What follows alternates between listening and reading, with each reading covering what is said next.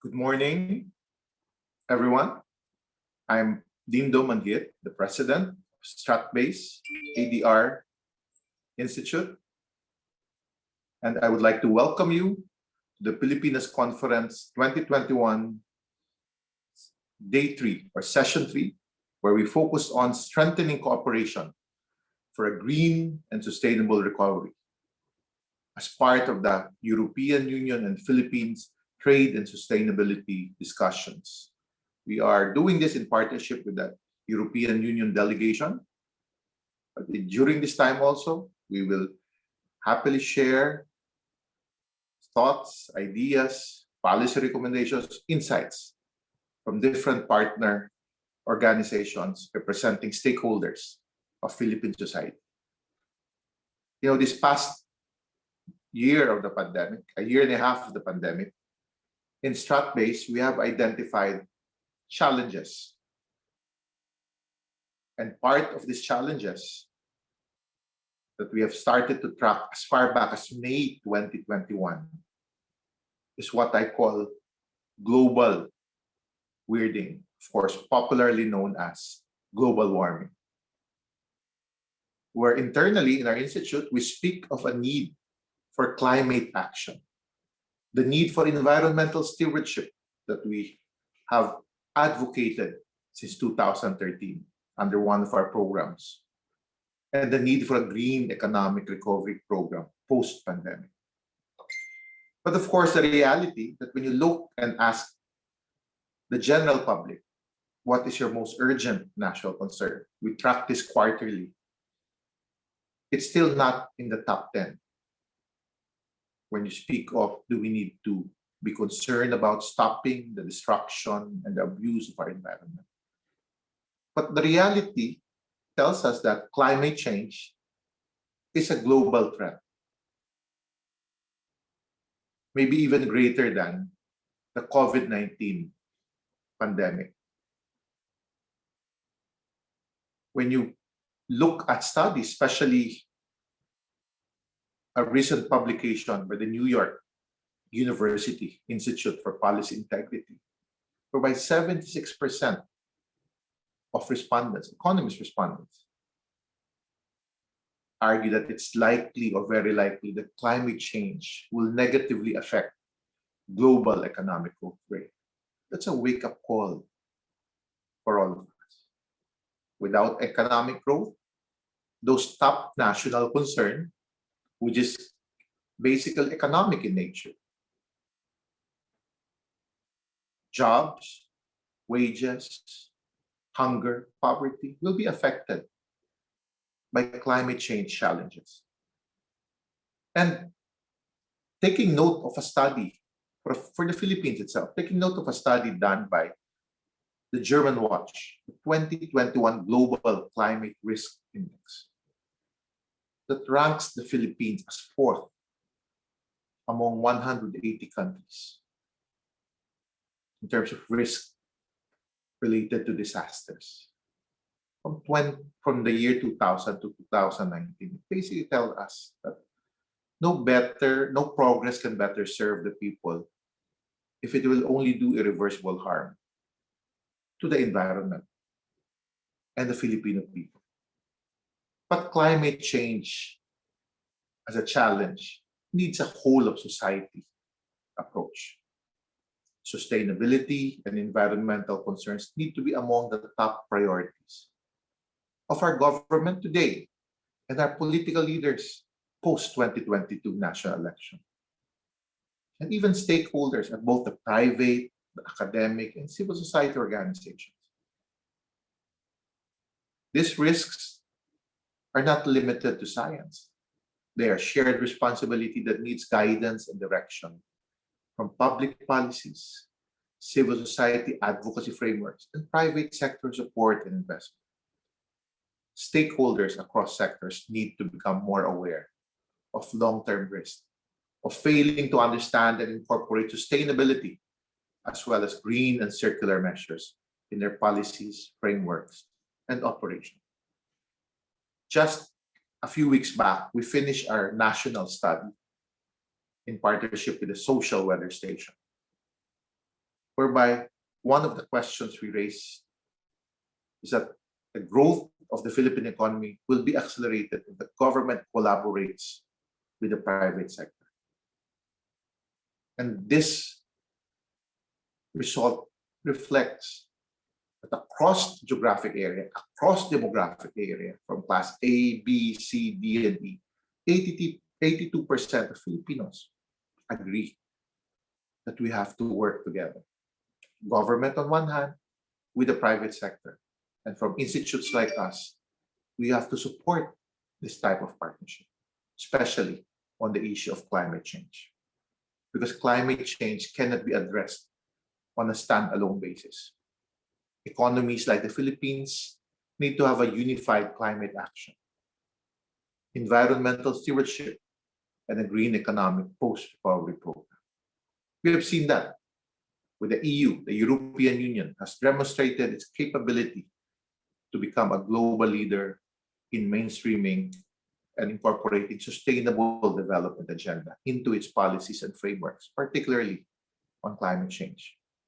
And I think together with ASEAN, they're committed to forging stronger partnerships in pushing for circular economies, clean oceans, sustainable food systems, and sustainable finance. For us in the Philippines, we need multi-sectoral initiatives that will ensure its contribution in hastening recovery with long-term environment agenda, spurring innovation needed in the new normal, and reducing future climate risk. This morning, again, allow me to welcome not only our speakers, but I think over 800 participants who have registered for this third day session. And for our keynote address, we have as our distinguished speaker, Bangko Sentral Governor Benjamin Jokno. Sir, good morning and welcome. Good morning. Good morning, Dindo. Members of Strat-based ADR Institute for Strategic and International Studies, led by its president, Professor Victor Andres Dindo Manhit, fellow speakers, esteemed guests, ladies and gentlemen, good morning. I'm happy to share financial sector updates, milestones, and forthcoming initiatives of the Bangko Sentral ng Pilipinas on sustainable finance for today's Pilipinas Conference 2021. Sustainability has been a burning topic in local, regional, and global discussions. The COP26 summit in Glasgow, concluded last November 12, 2021, called for accelerated action toward the goals of the Paris Agreement and the UN Framework Convention on Climate Change. The BSP is at the forefront of promoting sustainable finance in the Philippines and actively participates in international discussions and initiatives on sustainability. The rest of my speech will be as follows. First, I will share highlights of the latest performance of the Philippine economy and the banking system to provide a backdrop for our sustainability agenda. Second, I will share BSP's milestones and initiatives in sustainable finance. Lastly, I will cap with key takeaways. On the latest performance of the Philippine economy, following the 12% expansion in the second quarter, the Philippine economy sustained a positive momentum by growing 7.1% in the third quarter. Inflation eased to 4.6% in October from 4.8% in September, bringing the year-to-date inflation to 4.5%. This exceeds the target range of 2 to 4%. However, we project that inflation will slow down toward the midpoint of the target range next year and in 2023. In terms of external liquidity buffer, the country's gross international reserves are hefty at $108 billion as of end October. This level is equivalent to 10.8 months worth of imports of goods and payments of services and primary income. Remittances from overseas Filipinos grew by 5.6% year-on-year to $23.1 billion from January to September 2021. The Philippine banking system remains sound and resilient. The country's banking system sustains its solid footing with steady growth in assets, deposits, and net profits, sufficient capital and liquidity buffers, and ample loan loss reserves. The capital adequacy ratio of universal and commercial banks stood at 17.6% on consolidated basis as of end June 2021. This was better than the BSP's regulatory requirement of 10% and the Bank for International Settlements requirement of 8%.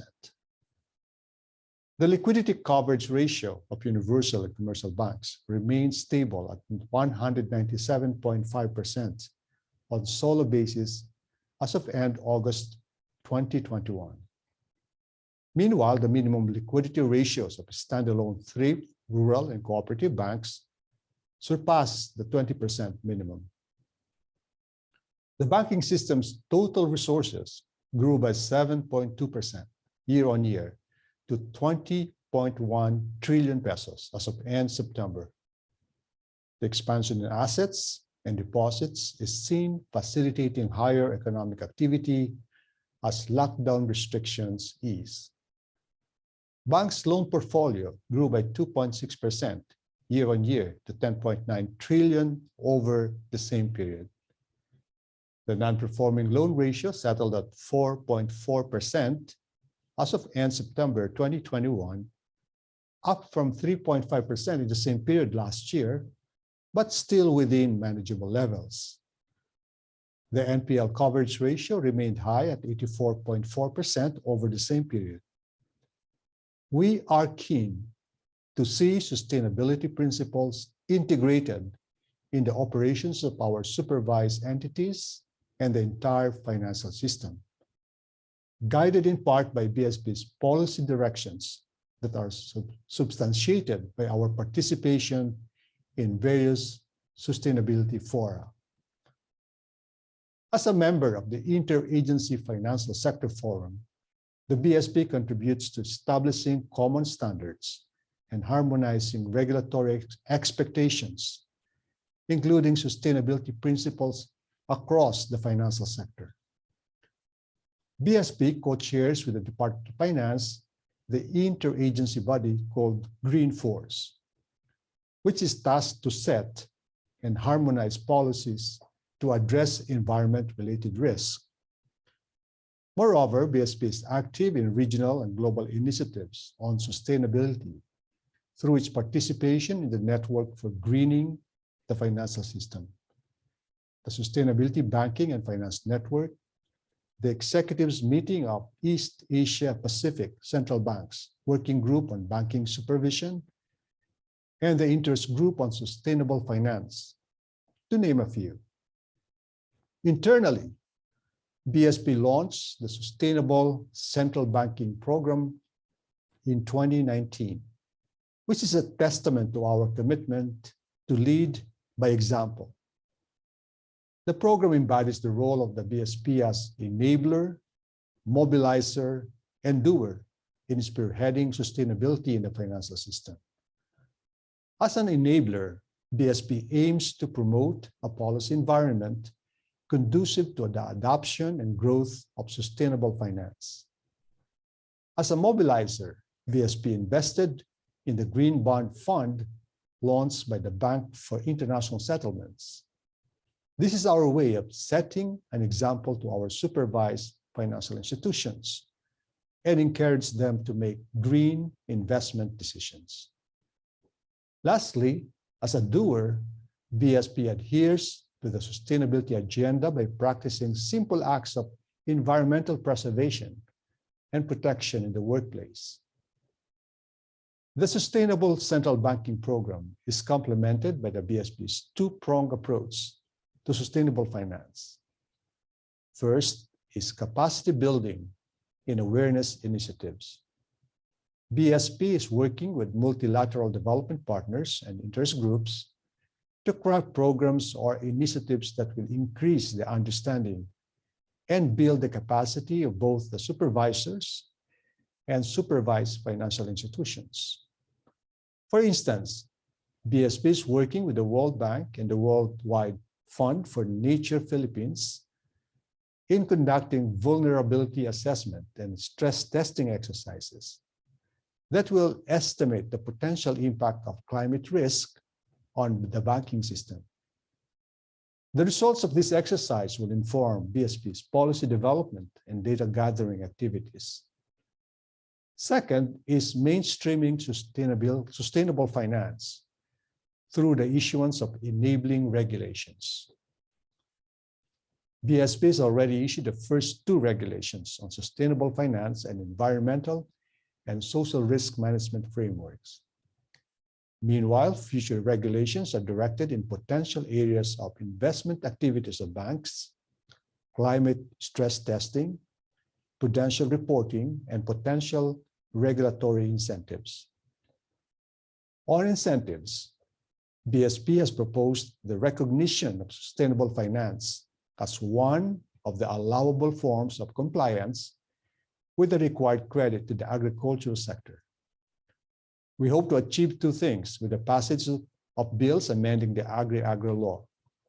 First, mainstreaming sustainable finance, and second, mitigating climate change impact in the agriculture sector. Allow me to highlight 2 regulations released by the BSP.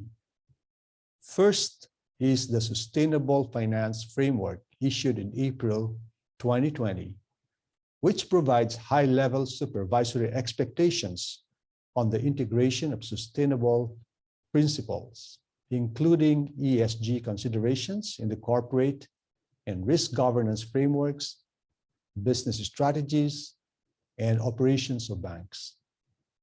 The framework covers 3 key areas. First, the responsibilities of the board of directors and senior management in leading and institutionalizing the sustainability principles across the organization. Second, the adoption of the environmental and social risk management system, which should include policies, procedures, and tools to identify, assess, monitor, and mitigate exposures to environmental and social risk. And third, the disclosure requirements, which will enhance market discipline and promote transparency by requiring disclosure of several elements of the bank's sustainability agenda in their annual reports. Banks are given a 3-year transition period to fully comply with the expectations under the said issuance. Nonetheless, banks are encouraged to disclose their initiatives or progress on sustainability earlier than the effectivity of the issuance in 2023. Second is BSP Circular number 1128 issued last month. This provides detailed expectations on the board to set strategic, environmental, and social objectives for the bank's credit operations and to ensure that material environmental and social risks are captured in the bank's internal capital planning process. Moreover, banks are expected to progressively increase their targets on the proportion of the loan portfolio allocated for sustainable finance and to consider environmental and social risk factors in credit underwriting and determining allowance for credit losses.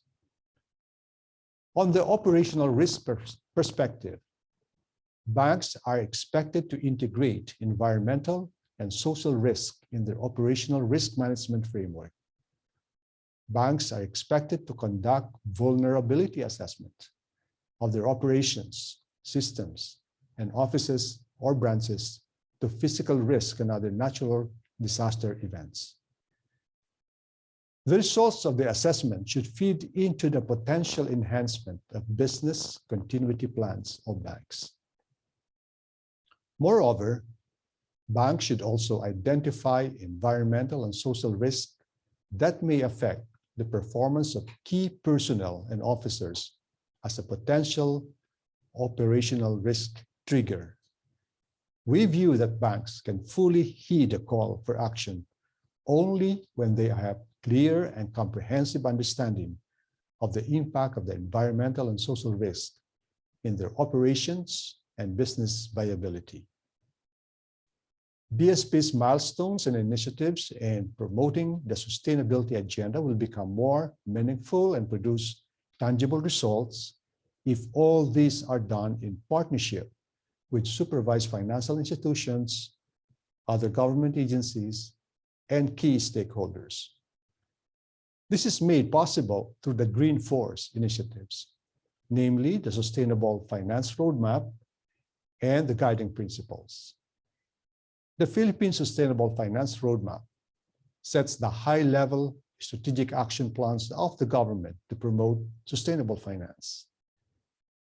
This is guided by the current initiatives and existing policies on the adoption of sustainable finance in the country. The roadmap is supported by three mutually reinforcing pillars. First, the policy pillar, which recognizes the importance of creating a conducive environment by developing or strengthening policies related to sustainable finance. Second, the financing pillar, which aims to mainstream sustainable finance through incentives, leveraging on available financing and establishing insurance mechanism. And lastly, the investment pillar, which aims to develop a sustainable finance pipeline database for public and private sector projects that contribute to the greening of the financial system and the attainment of the Sustainable Development Goals, Philippine Development Plan, and the nationally determined contribution targets.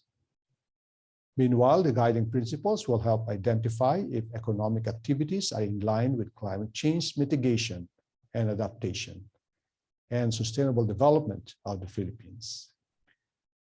The ASEAN financial sector bodies recently released version 1 of the ASEAN Taxonomy for Sustainable Finance, which is aligned with the guiding principles.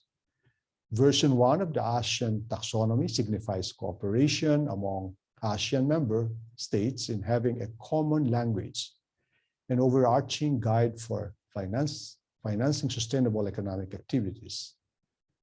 These two documents will facilitate a frame for discussions and alignment of regulatory expectations across the financial sector. In closing, I wish to summarize my presentation with the word green.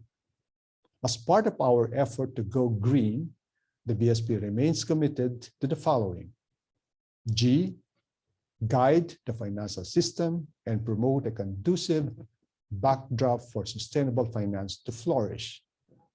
R, raise awareness and build capacity as a continuing task to mainstream sustainable finance and increase appreciation of sustainability principles.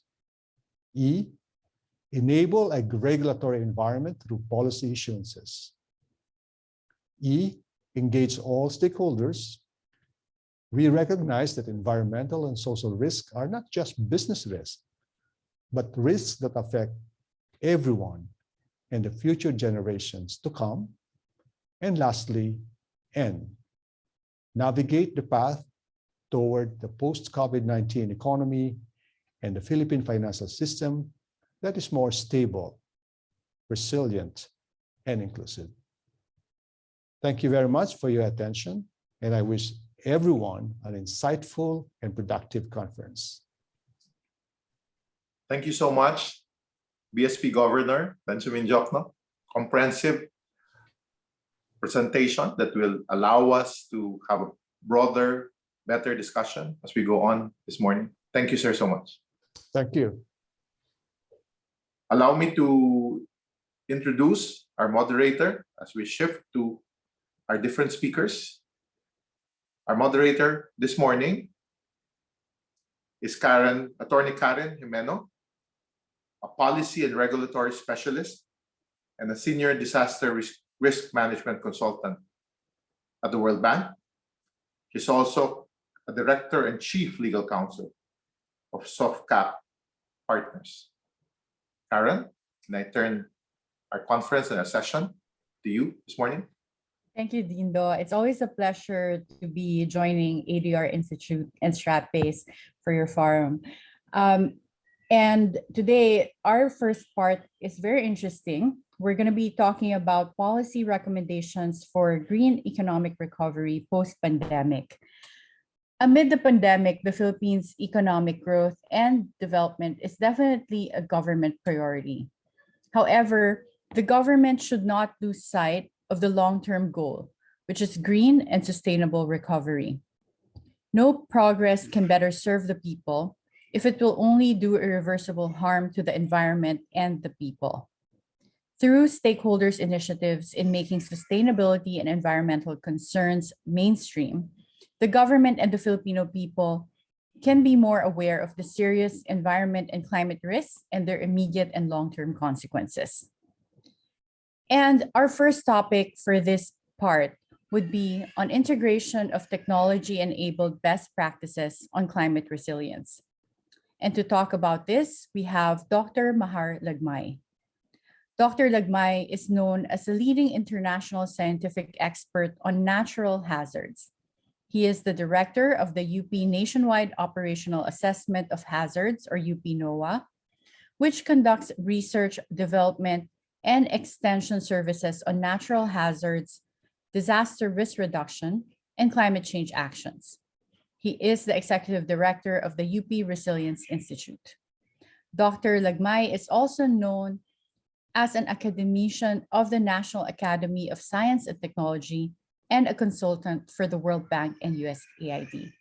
It's my pleasure to introduce to you Dr. Mahar Lagmay.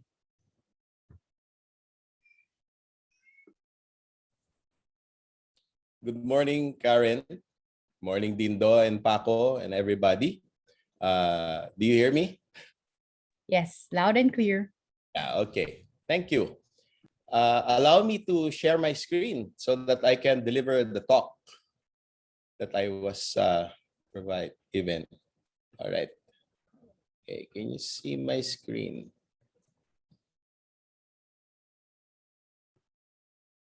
There you go.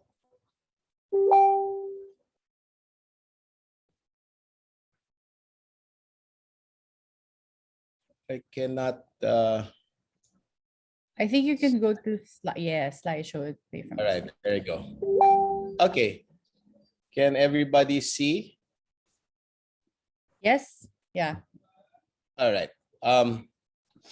Okay. So this was the topic that was given to me. Technology-enabled best practices on climate resilience. It's actually a very, very broad topic now because there are so many technologies out there that can help us in addressing the climate change problem.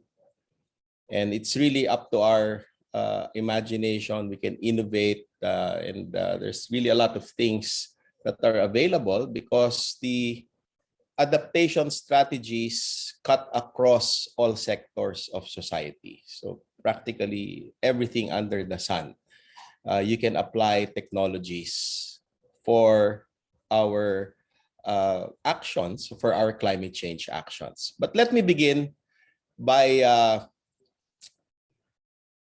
showing this Twitter trend that I saw this morning when I woke up. And I saw this, the trending is Falcon 9 and Blue Origin. I'm sure everybody has heard of Falcon 9 and Elon Musk and all of the rockets that he has been doing, or his team has been doing, including Jeff Bezos.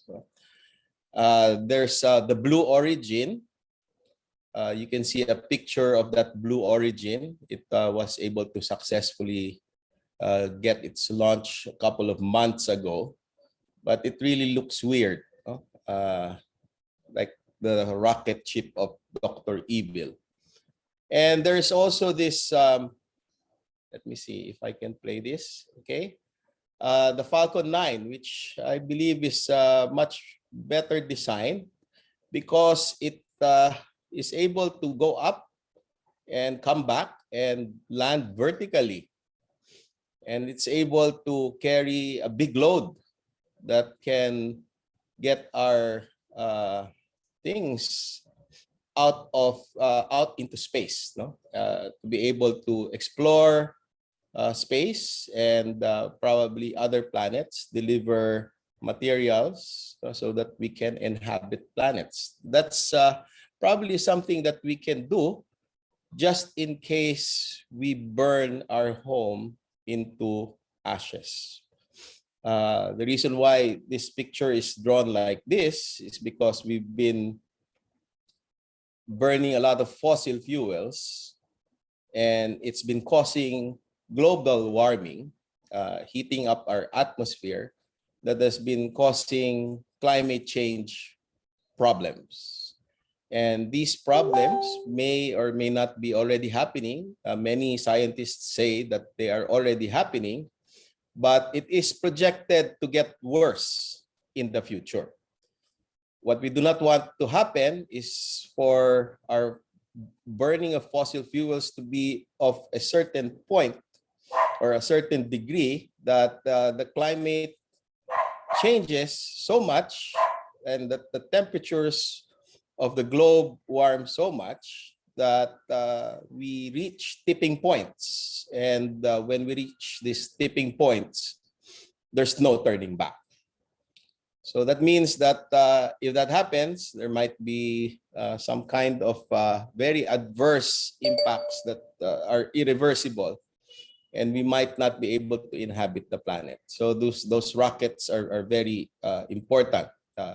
Maybe another planet like Mars would be a safer place to be in case that kind of doomsday scenario happens. But I don't think that will happen because there are some more technologies that are available. In 2011, Matt Watson, who's my office mate, actually, he's a volcanologist, and he's been studying volcanoes. And I believe that his proposal was discussed recently in some of the climate change conferences. And his idea was very, very simple, and it's based on his knowledge about volcanic explosions. He was studying volcanic explosions from different countries, including Pinatubo, which he knew had an impact on our climate because the Pinatubo eruption in 1991 reversed global warming. It actually cooled down the Earth by about 0.5 degrees over a 10-year average.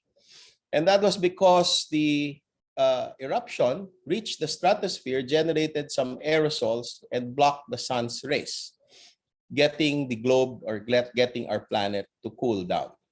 And there are many simulations that can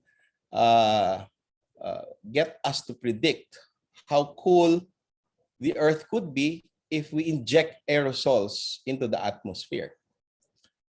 Depending on where you put it, some parts will get cooler or more cooler than other parts. And the idea was just to pump using, I was able to talk to him about this, and he said, let's pump water or some water droplets into the stratosphere. And then what would happen is that if you put these aerosols, it would block the sun's rays, similar to how volcanoes block the sun's rays with the aerosols that are injected into the stratosphere. But it was not received well by a lot of people at the time when he proposed this because it was like playing God. He was accused of playing God. But I guess if we're really near that tipping point, if we burn fossil fuels and the temperature increases so much or to a certain degree that we are already threatened, maybe this is an option. This technology would be an option because it's quite easy, it's cheap. It's really cheap. It's just water being injected through a balloon and getting aerosols into the atmosphere. Now, these are just water droplets that actually are in the atmosphere and would block the sun and would reverse global warming. We don't want to do this because because we don't really know of the adverse effects. We know of its good effects, but we really don't know whether it will have some kind of adverse effects. And we want nature to run its course. This is just a last resort, similar to the one that I showed to you about the rockets. But before we burn the earth into ashes or so much, I guess this is a solution, a technology that can be used before such things happen. But anyway, let me go to more realistic, more current ways to address the problem of climate change. There are basically two ways that we hear that may be able to solve that problem of climate change. And it's called as climate change mitigation and climate change adaptation. Climate change mitigation simply means that we have to reduce the greenhouse gases that we inject into the atmosphere. And that means that we must be able to control the burning of fossil fuels. While climate change adaptation refers to how we plan our communities, how we alter our behavior and change the systems in which we live in, in which we are so used to. We must, because climate change will change the manner by which we live. To be able to adapt, we must be able to change also our way of life. And to do that, we must plan it well to be successful in addressing the problem of climate change. In terms of mitigation, to be able to reduce fossil fuel burning or the emissions of CO2 basically into the atmosphere, we must be able to employ the use of renewable energies like wind energy, the use of biomass, geothermal, and solar energy, as well as other technologies now that are being developed. Actually, some are well developed already, including hydro energy, that would get us to replace that traditional way of making engines run, such as the car engine. Elon Musk has been doing a lot of electric cars, very, very good-looking electric cars. These are the Teslas. Mercedes-Benz is also doing that. And that is one way by which we can mitigate. That's the fancy term for really reducing the greenhouse gases, primarily CO2, into the atmosphere. And the reason for that is because we know, or the scientists know, that there is a direct correlation between the increase in temperature, which we call as global warming, with the injection of CO2 into the atmosphere. And that started during the Industrial Revolution, wherein we used fossil fuels to run machineries. Another way is through adaptation. And we normally hear this term. We have to make our cities and municipalities smart and resilient. It's a fancy term. What does that really mean? Smart and resilient. Okay, if we look at it closely, that means that a city should be well planned, makes use of the best available technologies really to address the impacts of climate change. And the scientists all over the world not all, but more than 90% are in agreement that there will be adverse impacts. Typhoons will become stronger, winds will become stronger, there will be more rains, the typhoons will become more frequent, droughts will become more severe, there will be sea level rise, polar ice caps will melt, contributing to sea level rise. There will be bigger floods, rains that are severe will trigger more landslides, and so on. So if that will happen, as if it's not happening yet in the Philippines, it's happening because we're already in the typhoon belt, and probably in the world, we are the worst hit by all of these natural hazards. And what climate change is predicting is that it will get worse. So whatever we have been experiencing now, like for example, Yolanda and the Ginsaogon landslide and all of these other disasters that we've had, they will become more frequent and they will become more severe or worse. There are natural hazards. There will always be natural hazards. But if we plan our communities well, and if we are smart enough to be able to develop the community or our cities and municipalities in a strategic and smart way, we may be able to get the people out and perhaps the infrastructure, the properties out of harm's way. And then if that happens, if we are successful in doing that, then there will be no disasters. Disasters are just manifestations of unresolved problems of development. So if you don't plan and develop well a community, such as what you're seeing now, it's really hard to avoid all of these natural hazards, including the worst cases, those adverse impacts brought about by climate change. Get the people out of harm's way, including the properties, to avoid losses and damages and mass casualties.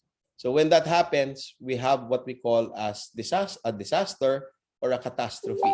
A disaster is when there are 10 people who die in a certain place due to a certain hazard. It's a catastrophe if it's by the thousands. That's according to some definitions of some authors. So we need to be smart. We need to use technologies like be able to maximize all of these supercomputers, to be able to capture the physics of the flow of water, the physics of the occurrence of landslides, the physics of landslides, be able to capture all of that by making models and simulations of scenarios of the future, not scenarios that we see today, because we are dealing with climate change and we are trying to address the projected impacts of climate change by all of these scientists who have been saying that we have to be concerned because of climate change, because of global warming. And we must incorporate all of that scientific knowledge and the use of all of those technologies, supercomputers, powerful computers, to be able to visualize these scenarios and mainstream, that's the fancy term for incorporate all of this science into the planning process of communities. That way, if we overlay all of these flood hazard maps that reflect scenarios of the future, we will be able to see how this would impact communities. But we don't want it done in a retrospective way, that when it happens, we analyze it. We want it to be proactive. We want to plan communities according to the vision of the people in the community, how much risk they want to take, so that in the future, they will be able to attain a certain level that they wanted according to how they wanted their community to become, addressing all of these projected impacts of climate change. And that is called adaptation. So you can only do that. You can only climate tag, you can make interventions if you see the problem beforehand. And you can only see those problems if you use technologies, because the technologies allow you to visualize through technologies all of these scenarios that are projected that can happen in the future. So what you're seeing is, okay, those floods happen in certain areas, and you can see already that there are some settlements and buildings that are in the wrong places. Maybe in the planning process, through long-term development, you can slowly move those critical infrastructure, if there are critical infrastructure there, away from harm's way, away from danger. UP is well planned. Look at that. That's the Beta Way. That's the UP Library. This is Lagoon. I'm sure Dindo Manhit and Paco knows this place very well. That's the UP Lagoon. It floods. And you can see that in the development of the UP campus, they avoided those places which can get flooded. They put the buildings here, there, away from harm's way. And actually, that kind of scenario is not only shown, or could also be shown in other ways. No? So this is the use of technology through social media, Twitter and Facebook. This artist was able to capture the same concept to be able to educate people. So this drawing was done by a Brazilian artist, a famous Brazilian artist, who showed this diagram trying to educate people that we cannot occupy floodplains. The first three pictures that you're seeing shows the river. When it rains, it swells, and when it's not raining, it does not swell anymore. But the lower images show that man intervenes, tries to occupy all of those floodplains, builds or straightens out that river, puts settlements, buildings beside that straightened river, but come the time when it rains, everything will flood. So it's the same concept that was shown in that website, which can be used to educate people, which can also be used in the planning process or mainstreaming of scientific knowledge into the planning process of communities. And that requires a lot of technology. UP has invested in many supercomputers through, actually, it's not an investment. It was the donors who made that investment. No, there were a lot of donors who bought supercomputers for UP. A couple of days ago, there was an inauguration at the College of Science. And that is really to get all of the information, crunch numbers, and share the information through an open platform. It's called the Open Data Commons of the College of Science. And later on, I will discuss why openness is very important, why sharing data is very important.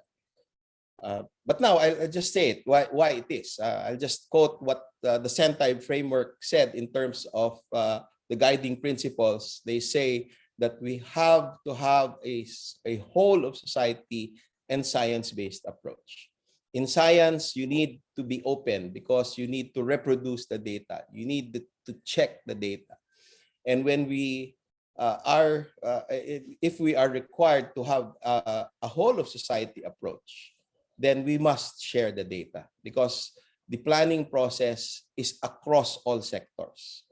And when you have that kind of planning process, everybody is involved, and it is best if the data of all sectors or coming from all sectors are shared, so that there will be better outputs.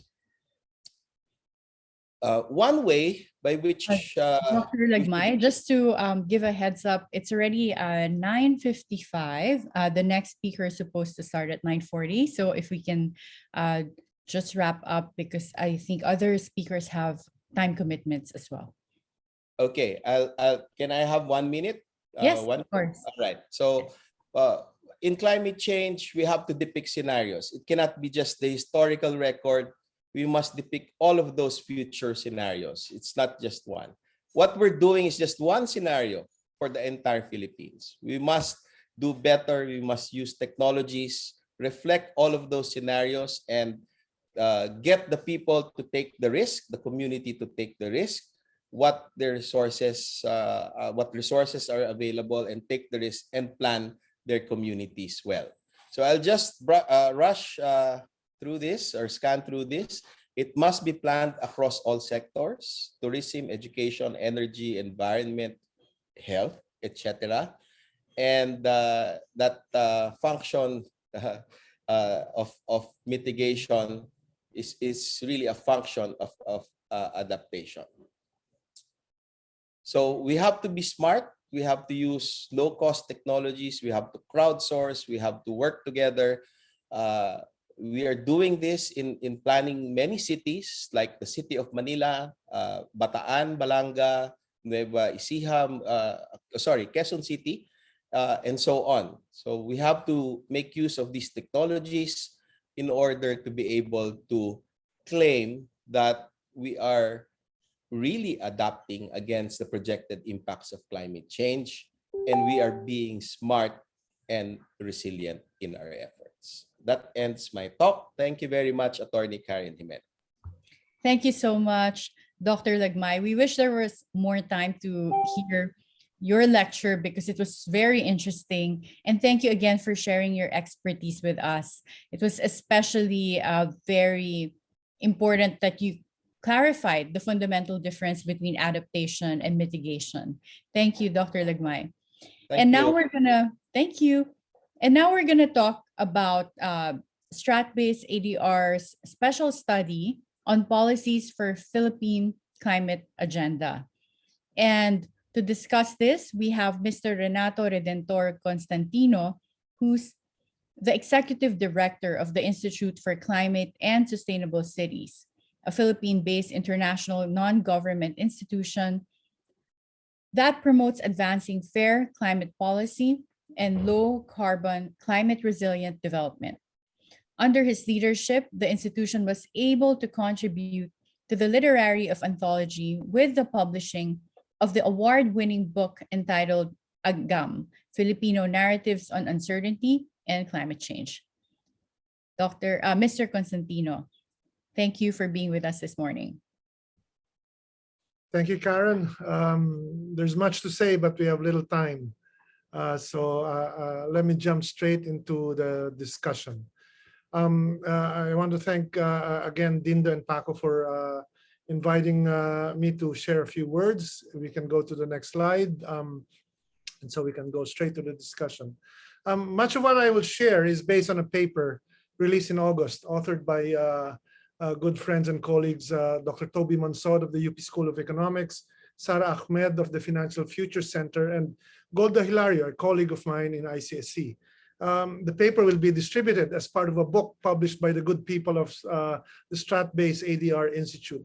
In that paper, we argue for a different pathway to decarbonization, anchored on resetting the Philippine NDC so that national imperatives for climate resilience and climate smart development and global mitigation requirements are better served. We suggest a different path to strengthen the Philippine contribution to the Paris Agreement, where adaptation and resilience are considered the country's anchor and sustainable development its context, instead of the current incredibly narrow greenhouse gas inventory-centric approach, or bean counting. Next slide. At the conclusion of the 26th round of climate talks in Glasgow weeks ago, there were big disappointments, as well as big gains. Some issues did not move at all. This is deeply worrisome because in the context of climate change, winning slowly is losing and standing still is moving backwards. But for the first time ever, coal finally occupied center stage in the UNFCCC agenda. In the 6 years since the Paris Agreement was agreed in 2015, the global pipeline of planned coal projects has collapsed by 76%. No new coal is now the norm. Next slide, please. The backdrop to the UK meeting could not have been more ominous. You have to go all the way back to the Pliocene era, between 4.1 to 4.5 million years ago, to find a time when Earth's atmosphere held a similar amount of carbon. An equally concerning backdrop is the trend nowadays, which implies all peoples, all countries, rich and poor, need to make an equal effort to decarbonize and reach net zero by 2050. But as reality shows in these slides in particular, some need to do far more, far earlier. Next slide, please. Unless the top emitters per capita are ready to commit to achieving net zero before 2040, it's hard to convince developing country governments, including ours, to discard their development strategies, if only so that rich countries and billionaires and elites around the world can maintain their state of comfort and luxury. We simply need to take the word responsibility more seriously at home and abroad. Next slide, please. For these reasons, and also based on the latest 6th scientific assessment of the IPCC, it is hard to avoid the conclusion the Philippines faces significant trade-offs when it comes to climate action. If our contribution to the global carbon footprint is small compared to others, it does not make sense to throw all our efforts into mainly reducing our emissions, when the threats we face are dire and our capacity to manage the impacts of climate change remains low. We can contribute more to the global effort by choosing a different approach, one that would actually make sense to long-suffering working Filipino families, which would also hasten, as a co-benefit, the low-carbon development of the Philippines in the short and medium term. Next slide, please. Climate change may be bigger than everything else, but it is not necessarily more important than addressing poverty, livelihoods, biodiversity, education, jobs, and securing the good health of our citizens. Air quality alone in the country is costing us 4.5 trillion pesos a year, or 23% of our GDP annually. Not good. Next slide, please. The pandemic exposed structural weaknesses that would have taken decades to reveal. All countries, not just the Philippines, were unable to confront non-financial external shocks because we have lived for so long with the tacit acceptance that the only useful way to measure progress is through the yardstick of productivity and GDP. So narrow. The absence of resilience when weighing macroeconomic fundamentals explains the massive difficulties encountered by governments in anticipating and managing the pandemic's deadly collision with daily life. Until we establish resilience at the heart of macroeconomic considerations in government and businesses alike, we can expect more existential disruptions in the future. Why? Because the current pandemic will not be the last we encounter in our lifetime. And certainly, deadlier impacts from the climate crisis are coming our way. Next slide. We cannot afford to tackle climate change with a narrow approach. Any emissions reduction strategy must be part of a larger transition strategy focused on achieving sustainable, inclusive, and resilient economic development. If the public cannot identify with the development goals arising from their government's climate strategies, the political consensus required to make increasingly difficult decisions further down the road will be simply too hard to achieve, or if realized, will be harder to sustain. We need to get our act together urgently. At a -75 pledge for the period 2020 to 2030, our NDC, our new NDC, actually seems awfully ambitious, but it is actually empty and troubling.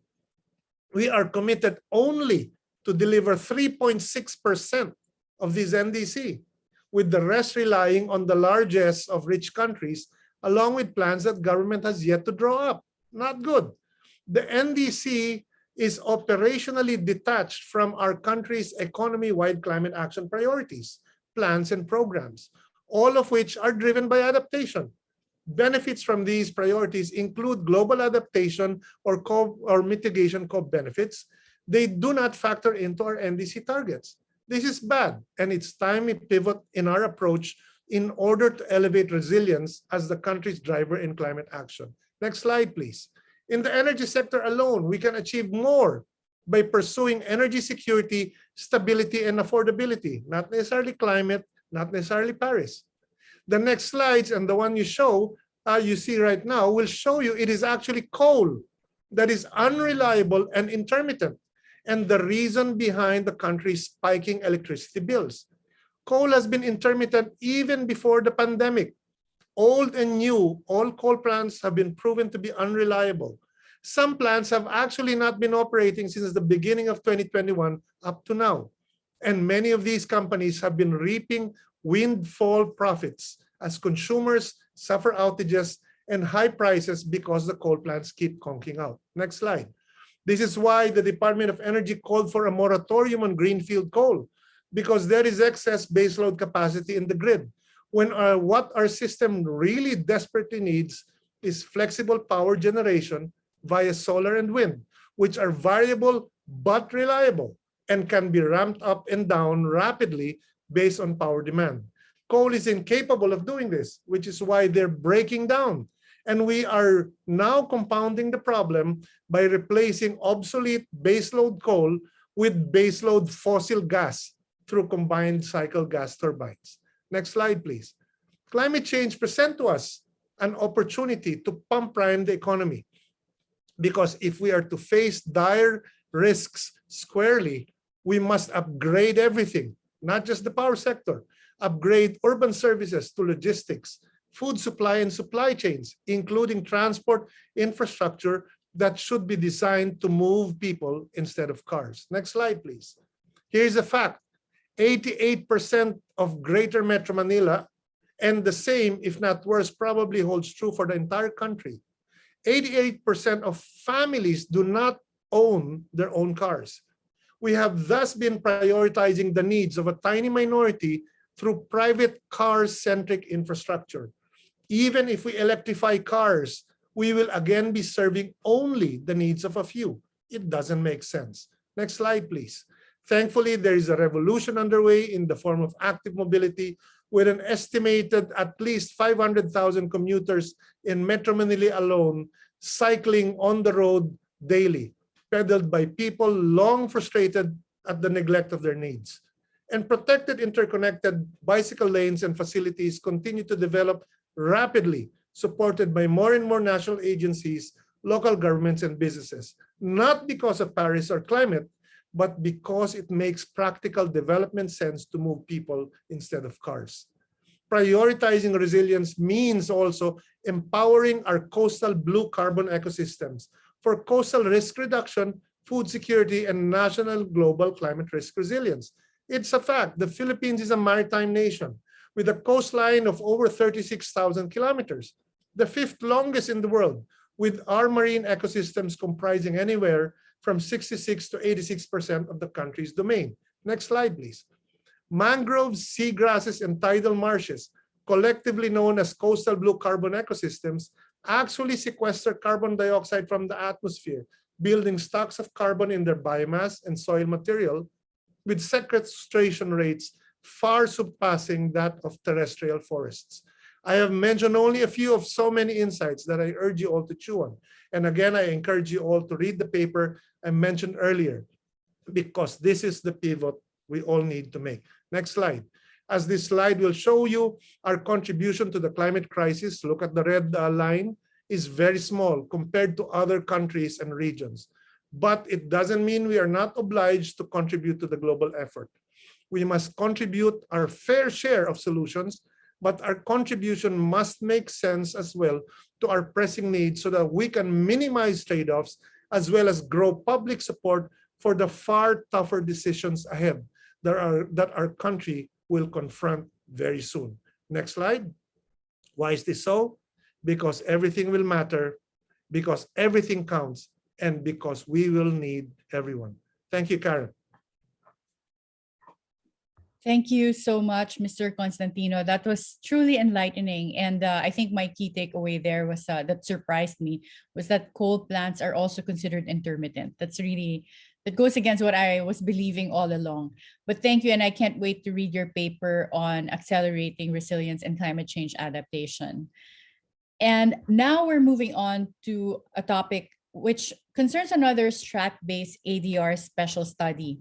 And this is on strategies in improving the agriculture sector in the 21st century. And to discuss this with us is Dr. Carlos Primo CP David. Dr. David is a trustee and program convener of the strat-based ADR Institute and convener of the Philippines Business for Environmental Stewardship. He is a faculty member of the UP National Institute of Geological Sciences and is also a member advisory panel of the Towards Sustainable Mining of the Chamber of Mines of the Philippines. He is a former member and chairperson of the National Panel of Technical Experts Climate Change Commission. Thank you, Dr. David. Hi, Attorney Karen. Yes, Maraming thank you. salamat for the invitation. And yes, as mentioned earlier, this is also part of a special study commissioned by Strat-Based ADR. And the full copy of the paper may be available to everybody once you request it. Okay, so one of the sectors that will be most impacted by climate change is, of course, the agriculture sector. Our colleagues in UP Los Baños predicts that for every degree increase in average temperature, there will be a corresponding 10% decrease in productivity in the rice sector. So that's huge. But as a relatively newcomer in this sector, I wanted to initially understand what initiated the decline of the sector, and secondly, to collect as much hard data as possible to make sense of where the problem or problems lie. The decline can be traced back to the 1960s when we embarked on a national industrialization program to shift away from agriculture as if it were unnationalistic to remain in this sector. This was how agriculture was framed in the succeeding decades, which led to the migration of farmers to urban areas, supposedly to work in many industrial factories that will be built, resulting in a decrease in agricultural productivity, conversion of farmlands, and even farm schools into trade schools and later on into universities, and finally concentrating on just a few cash crops instead of producing food for our own internal demand. Mapping out the problems of the agriculture sector in the context of food security will lead you into a rabbit hole of problems that seem unsolvable when taken as a whole. Let's look at a few elements of this web of problems. This slide from Ateneo says it all, in that the agriculture sector, the one at the bottom, employs roughly 30% of the country's manpower, yet it only contributes 10% of our GDP. Farm productivity can be indirectly seen in farm gate prices of various commodities. The Philippines will definitely not be able to compete with other countries, specifically China, resulting to the shortcut that is importation. So the blue bars that you see in your screen are farm gate prices for different commodities, for potatoes, for rice. And in some cases, we are actually doing well in terms of farm gate prices compared to other Southeast Asian countries, but definitely not with China. Here are a few more commodities. For garlic, 87 pesos. In China, 53 pesos. For cabbage, 17 pesos. And for China, 11.6 pesos. Speaking of cabbage, by the way, we started importing cabbages from China in the last 2 years. For some crops, we are doing a little bit better compared to farm gate prices, for example, for Thailand, right, as you saw earlier, which is an agricultural powerhouse in the region. But these are all negated because of overhead costs in handling and transportation, leading to a higher retail price. As you can see in this slide here, you have 4 commodities. Our farm gate prices compared to Thailand are actually lower than theirs. And yet, in terms of retail price cost, ours would be more expensive than the same commodities being sold in Bangkok, for example. There is also a looming problem that will not be solvable within just our country, as mentioned earlier by Breb. If the entire world can reduce carbon emissions, then we are looking at a climate 30 years from now that will be drier in Mindanao. No? And even if we are able to reduce it, then the projections for precipitation decrease will affect significantly the southern portion of the country, specifically in Mindanao.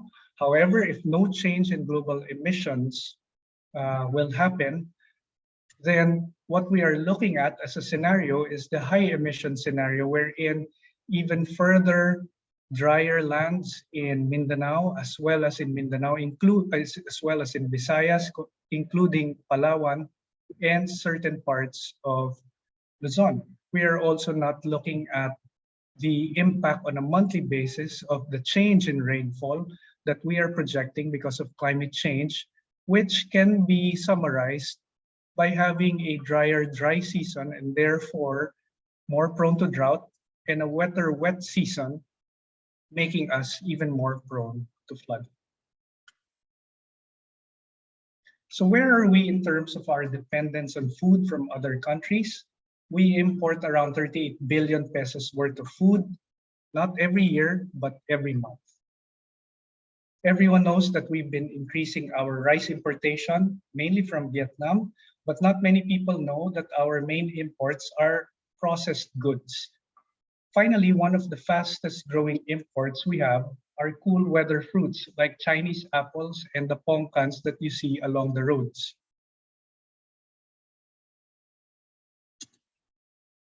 For sure, the Philippines climate is not like the Middle East, where agriculture is difficult. It should actually be very easy for us with the rain and fertile soils that we have.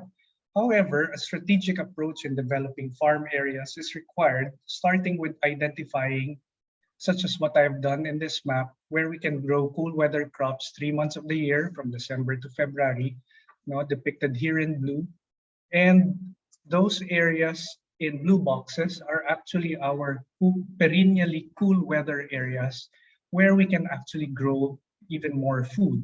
So strategically, we should be looking at these particular areas and reserving these areas specific for agriculture. The strategy I wish to put forward is what is called as food production areas. These are pockets of agricultural parks similar to the concept of PEZAs for the industrial sector. It consists of smallholder farms that work in tandem with industrial scale farms, a processing plant nearby or a cold storage facility. And another element that is required, I think, is a farm school where we revive the sector by training our next generation farmers and agri-entrepreneurs who may be directly employed once they graduate as farm owners or employed in agro-industrial farms or processing plants.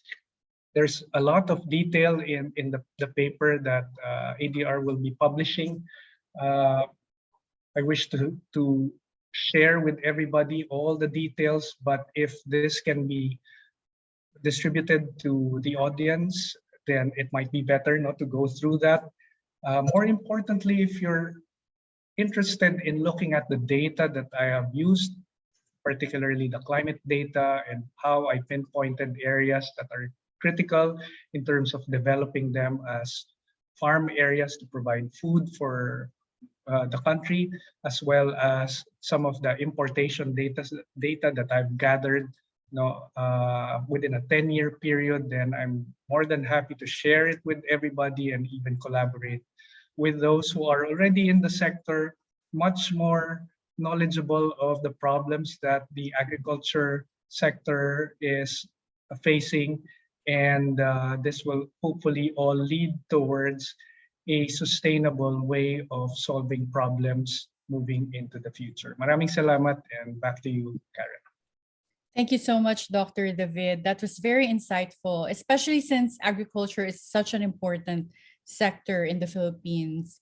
Now we're going to move to part 2 of the program, where we will talk about insights from policymakers. And to achieve a long-term, inclusive, and sustainable green economic recovery, bureaucratic barriers that have hampered the development of necessary collaboration between like-minded economies should be resolved. Policies and frameworks should be restructured to better accommodate the ever-changing political, industrial, and environmental landscapes. This panel will discuss the Philippine government's initiatives to create or restructure existing policies and frameworks towards becoming more science-based, conducive to doing business, and responsive to the needs of the environment, industries, and the Filipino people. And first, we have in this part of the program an undersecretary from the Department of Environment and Natural Resources to talk about key Philippine policy developments for green economic recovery. We have with us Undersecretary Annalisa Te. Attorney Te is the Undersecretary for Climate Change of the Department of Environment and Natural Resources. She's also the former DENR Undersecretary for Mining Concerns, Executive Director for the Adjudication Board of the Department of Agrarian Reform, and Director for Legal Services of the Housing and Urban Development Coordinating Council. USECTE has been in the forefront of pushing national policies and frameworks that would achieve Philippines' inclusivity to a green and sustainable future. Let us all welcome Undersecretary Annalisa Te. USECTE, you have the floor. Good morning, everyone. Thank you so much for including DNR in this discussion, and we would like to share with you what our thoughts on pathways towards green and sustainable recovery. The outline of the presentation includes citing what are the challenges that we currently face, the green growth opportunities before us, the low carbon path, and the nature-based solutions that we need to take or adopt, and transformative actions needed to achieve green and sustainable recovery. On the challenges, the Intergovernmental Panel on Climate Change latest findings made clear that we are running out of time to limit warming to 1.5 degrees Celsius, and unless there are immediate, rapid, and large-scale reductions in greenhouse gas emissions, limiting warming to 1.5 degrees centigrade will be beyond reach. As you can see, the effect of the climate change would lead to a collapse in ecosystem services that could result in a significant decline in global GDP, about $2.7 trillion in 2030, and the impact would be on low-income and lower middle-income countries with more than 10% drop in their 2030 GDP. For the Philippines, we expect to incur about 177 billion pesos or $3.6 billion per year in losses to public and private assets due to typhoons and earthquakes. And in the next 50 years, we have a 40% chance of experiencing a loss exceeding 989 billion pesos and 20% chance of experiencing a loss exceeding 1.5 billion pesos. The estimated cost to implement our climate change mitigation programs is at $4.1 billion from 2015 to 2030, and this does not include the cost of the Philippines to reach its NDC goal of 75% GHG emission reduction and avoidance. And just to give you a sample, this situation is aggravated by the COVID-19, where around 62 million pesos were estimated as the loss of income of the National Integrated Protected Area System, and half of which came from ecotourism activities in terms of entrance fees, rentals of protected area facilities from the marine protected areas.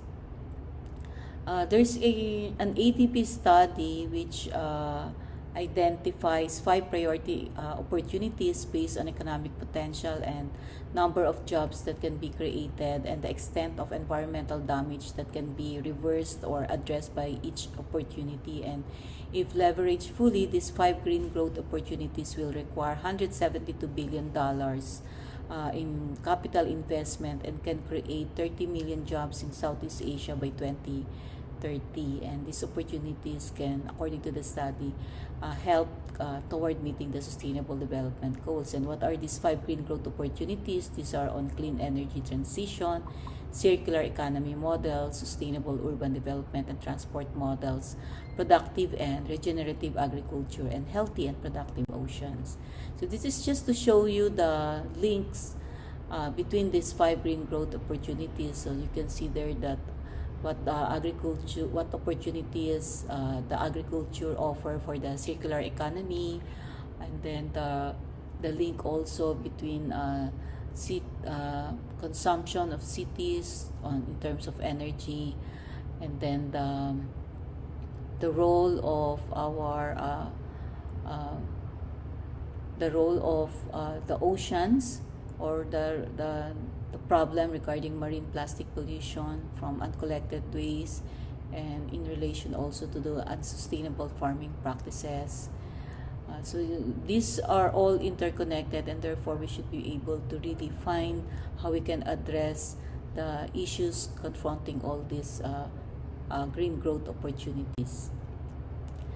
So to be able to limit warming to 1.5 degrees Celsius, we need to have greenhouse gas emissions between 2020 to 2030, which is equivalent to a 7.6% cut globally every year. And at the same time, we need to regenerate nature and build resilience to the floods, droughts, extreme temperatures, and other impacts that we cannot mitigate. And pursuing a green COVID-19 recovery could cut 25% of 2030 emissions, putting the world on track to a 2 degrees centigrade or even a 1.5 degree centigrade pathway. So we propose that we adopt nature-based solutions which can actually provide up to 37% of the emission reduction needed by 2030 to keep global temperature increases under 2 degrees Celsius. This is 30% more than the previously estimated. Additionally, using only cost-effective solutions, nature's mitigation potential is estimated at 11.3 billion tons in 2030, the equivalent of stopping burning oil globally. And many natural climate solutions offer additional benefits such as water filtration, flood buffering, improved soil health, protection of habitat, and enhanced climate nature. So these are some of the things that we can do under nature-based solutions. We can, for example, undertake the first blue carbon project in Asia Pacific that uses a groundbreaking method to calculate the amount of carbon stored in mangroves. The project aims to generate carbon credits that companies or consumers can buy to offset their greenhouse gas emissions. About 15,063 almasiga seedlings at Cleopatra's Needle critical habitat in Palawan, for example, were successfully restored under the initial phase of this project. To be able to achieve green and sustainable recovery, transformative actions need to be implemented, and the country has drawn its cabinet cluster roadmap, which aims to establish climate and disaster resilient communities that will support equitable and sustainable development. And these are focused in 24 vulnerable provinces and 4 major urban centers.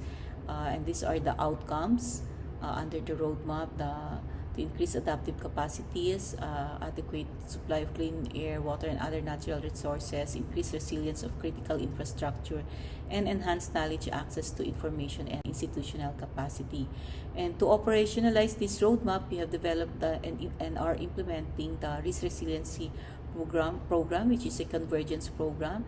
Convergence because we make sure that that the programs of various national government agencies intersect, and not only among national government agencies but also between the local government units. Aside from this cluster roadmap, we are pursuing the Philippine Action Plan for Sustainable Consumption and production, which as one of its components, major components, is the promotion of circular economy, where we aim to eliminate unnecessary plastic products, innovate for circularity by designing for reuse, recycling, repair, and remanufacture, and circulate products by shifting consumer behavior and by fostering markets for recycled material, and create cross-cutting enabling conditions through coordination along the plastic value chain.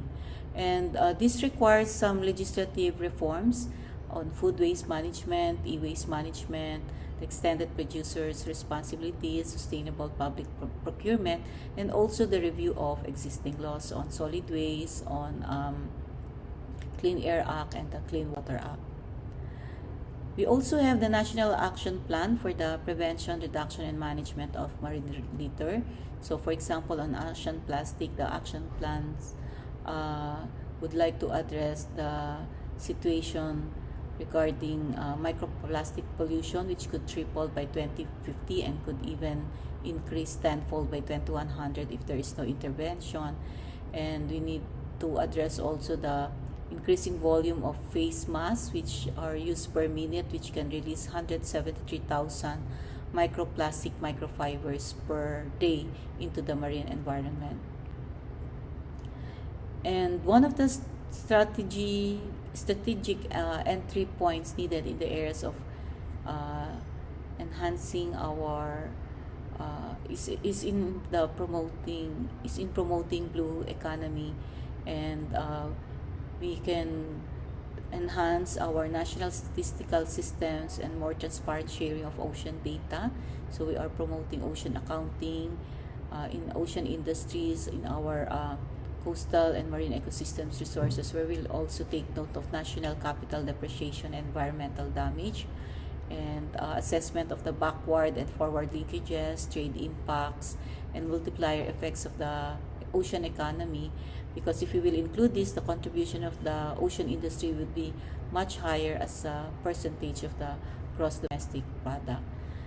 Some of the examples of blue economy initiatives in the country, which we have already started but need to be scaled up, include sustainable fisheries and aquaculture by the BIFAR, which has estimated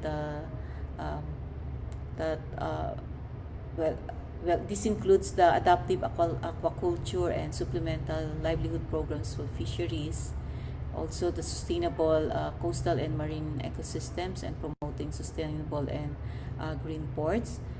And then we need to also look into the emerging industries in ocean and marine resources, which can contribute extensively in accelerating actions for sustainability, such as in the area of marine renewable energy, marine biotechnology, and shipbuilding and repair. So in terms of marine renewable energy, for example, ocean energy in the country can come from various sources: waves, currents, tides, and thermal. And harvesting ocean energy in the country although it's still in its infant stages, potential sites have already been identified and applied. Research and development and site identification are already being implemented. On promoting green jobs to address the impacts of climate change and COVID-19 on social and economic welfare of the environment and natural resources households, we can promote green jobs where we adopt the scheme of food for and work for nature protection, which will be launched to protect marine sanctuaries and biodiversity areas such as the NIPAS and key biodiversity areas. Also, other forms of biodiversity-friendly and sustainable alternative livelihood support for local communities, and promoting ecotourism and nature conservation through economic incentives while maintaining carrying capacity. And then we have to pursue sustainable financing. We have established the Interagency Technical Working Group on Sustainable Finance. We have also launched the development of the Sustainable Finance Roadmap, also the development of the National Determined Contributions financial plan that will identify the detailed needed resources. The development of the SEC of the Green and Sustainable Bond Standards, and the BSP circular regarding sustainable finance framework. We can also cite the green finance initiatives of Land Bank, particularly the Climate Smart program, and the Development Bank of the Philippines program on green financing, which both support climate change related projects and green that will support the country's green growth strategy. We have the People Survival Fund, which can be cited as still one of the green finance initiative that we need to enhance to finance adaptation programs and projects of local government units. Initially, we have programmed there 1 billion for the fund, which can be augmented to cover for the other needed projects through other external fundings.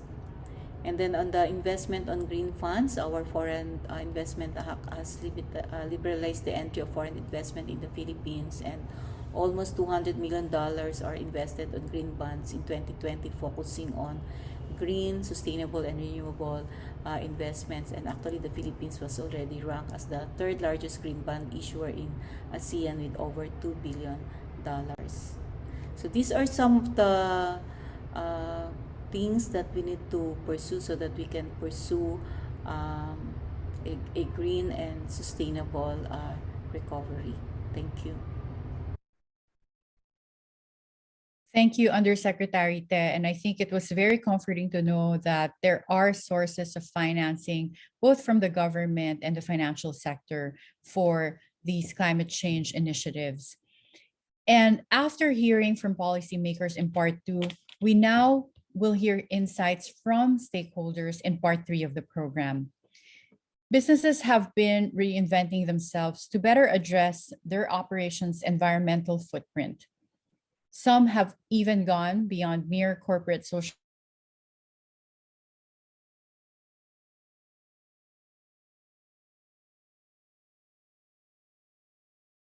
in achieving a long-term sustainable green economic recovery are the public and private sector's strategic collaboration with the civil society stakeholders. Because of their deep-rooted relationship with community members, as well as their familiarity with the area's environmental conditions and needs, civil society stakeholders are in the best position to help the government and businesses amplify and implement their initiatives at a wider scale. This panel will discuss the importance of circular economies to become better stewards of the environment. And to start this discussion is Mr. Maurizio Cellini. He will talk about EU trade policy and the Green Deal. Mr. Cellini is the head of Trade and Economic Affairs of the EU Delegation to the Philippines, which aims to strengthen EU-Philippine relations by developing EU-Philippine dialogue, promoting strong economic and trade ties, supporting the government's peace efforts, and by working with the Philippine government in reaching the UN Sustainable Development Goals. Thank you, Mr. Cellini. You have the floor. Thank you very much. Good morning. Can you hear me? Yes, we can hear you very clearly. Very good, very good, very good. Thank you so much. So, dear partners in government, members of the diplomatic corps, leaders of the business community and other civil society organizations, conference organizers, dear participants, a pleasant morning to all of you.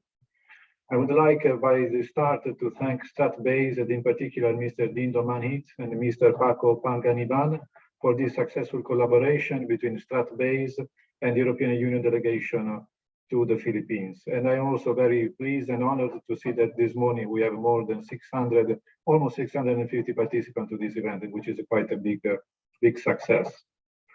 So it's a great privilege to contribute in the discussion on the third session of this year Pilipinas Conference.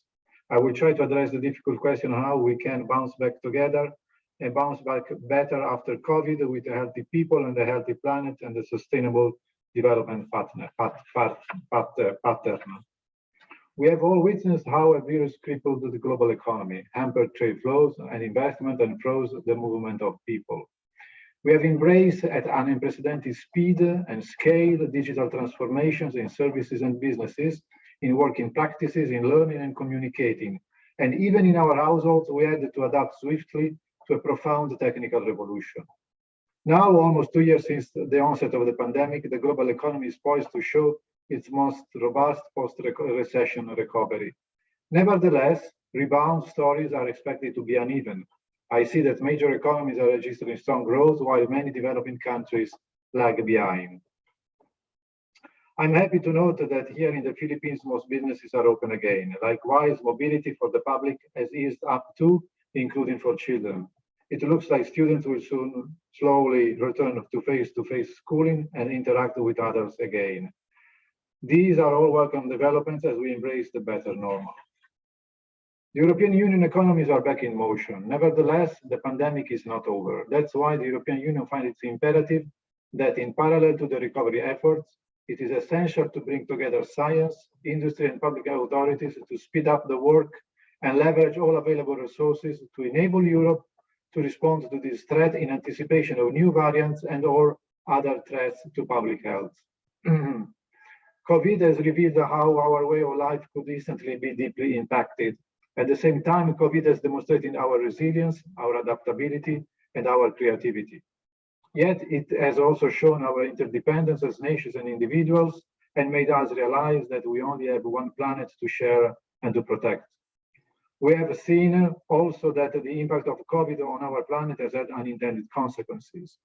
Mobility restrictions and reduced consumer demands have resulted in reduction of carbon emissions and positive impacts on air quality in urban centers. In addition, there has been less pressure on sensitive coastal and marine zones. However, the pandemic has posed additional strains, for example, on the capacity to manage waste. The obvious increased use of masks, shields, single-use protective gears, plastics, and food packaging has added to the existing worldwide vast plastic waste is generated, 2.7 million metric tons per year in the Philippines alone. New transformative and sustainable measures need to be in place.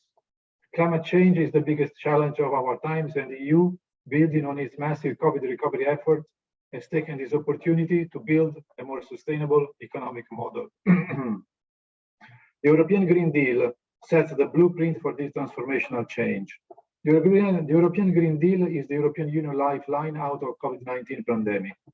1/3 of the 1.8 trillion euros investments from the next generation EU recovery plan and the EU 7-year budget will finance the European Green Deal. The projects contained in the European Union Green Deal aim to halt and reverse biodiversity loss by transforming our food systems, forest and land management, water and sea use, as well as energy, urban and industrial systems. All 27 European Union member states committed to turning the EU into the first climate neutral continent by 2050. To get there, we pledge to reduce emissions by at least 55% by 2030 compared to 1990 levels. The European Green Deal will transform the EU into a sustainable, resource-efficient and competitive economy. It will ensure no net emission of greenhouse gases by 2050, economic growth decoupled from resource use, and most importantly, no persons and no place left behind. At the 26th UN Climate Change Conference of the Parties, COP26 in Glasgow, the European Union pledged a €1 billion contribution to the Global Forest Finance Pledge. This 5-year support package from the EU budget will help partner countries to protect, restore, and sustainably manage forests worldwide and deliver on the Paris Agreement.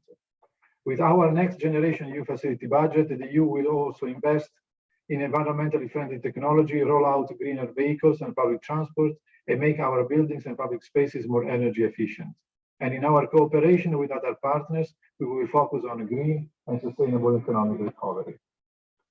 The COVID pandemic has also highlighted our dependence on digital tools for work, for schooling, shopping, and socializing. Nonetheless, not everyone has been able to benefit to the same extent, and many have been left behind. There are losers and winners, and this needs to be rapidly addressed. With the Team Europe initiative that combined the resources of the European Union, of its member states, and the leading companies, together with like-minded partners and international financial institutions, we intend to promote a secure, open, and responsible approach to the global digital transformation. At the European level, we have a new ambitious digital agenda. The so-called 2030 Digital Compact has been proposed to invest in skill, support businesses, and improve the way citizens are served by their governments, all using digital technology while ensuring the protection of fundamental rights, including freedom of expression and protection of personal data. In the context of our global cooperation, we will promote a digital partnership in line with our regulatory norms and standards, promote research cooperation, and invest in digital connectivity and emerging technologies. Now, cooperation priorities of the European Union with the Philippines under our new 2021-2027 national program very much reflect these global priorities. Two priority areas of cooperation have been agreed in close dialogue with the government. One is about a peaceful and just society and good governance, but the other one is about a green, resilient economy and green jobs. This area in particular has three mutually reinforcing objectives relating to circular economy and plastic waste management, digital connectivity and green digital transformation, and climate change, adaptation, and mitigation. We are now in the stage of formulating with the Philippine authorities our first large activity on circular economy, and we might reach out to the private sector and forge a new type of partnership with business. Over the next year, we will also intensify cooperation on digital connectivity, in particular linked to Earth observation and its application for the key challenges of the Philippines: climate change, natural disasters, and green economic development. This focus on the Green Deal, sustainability, and circular economy will also be replicated in our cooperation with ASEAN. The idea is to create a stronger reinforcing momentum of national and regional actions to support ASEAN in its green recovery, moving on from the crisis. From the point of view of the bilateral trade, we have seen a steady growth in the trade in goods between the European Union and the Philippines over the last years, which reached before the COVID outbreak the level of 15 billion euros of total trade in 2019. European Union-Philippine trade today is far from its full potential.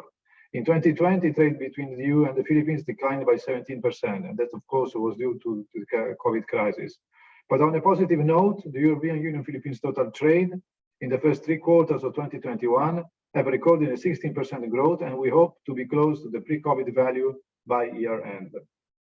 From an investment angle, the European Union continues to see the Philippines as a large, fast-growing market.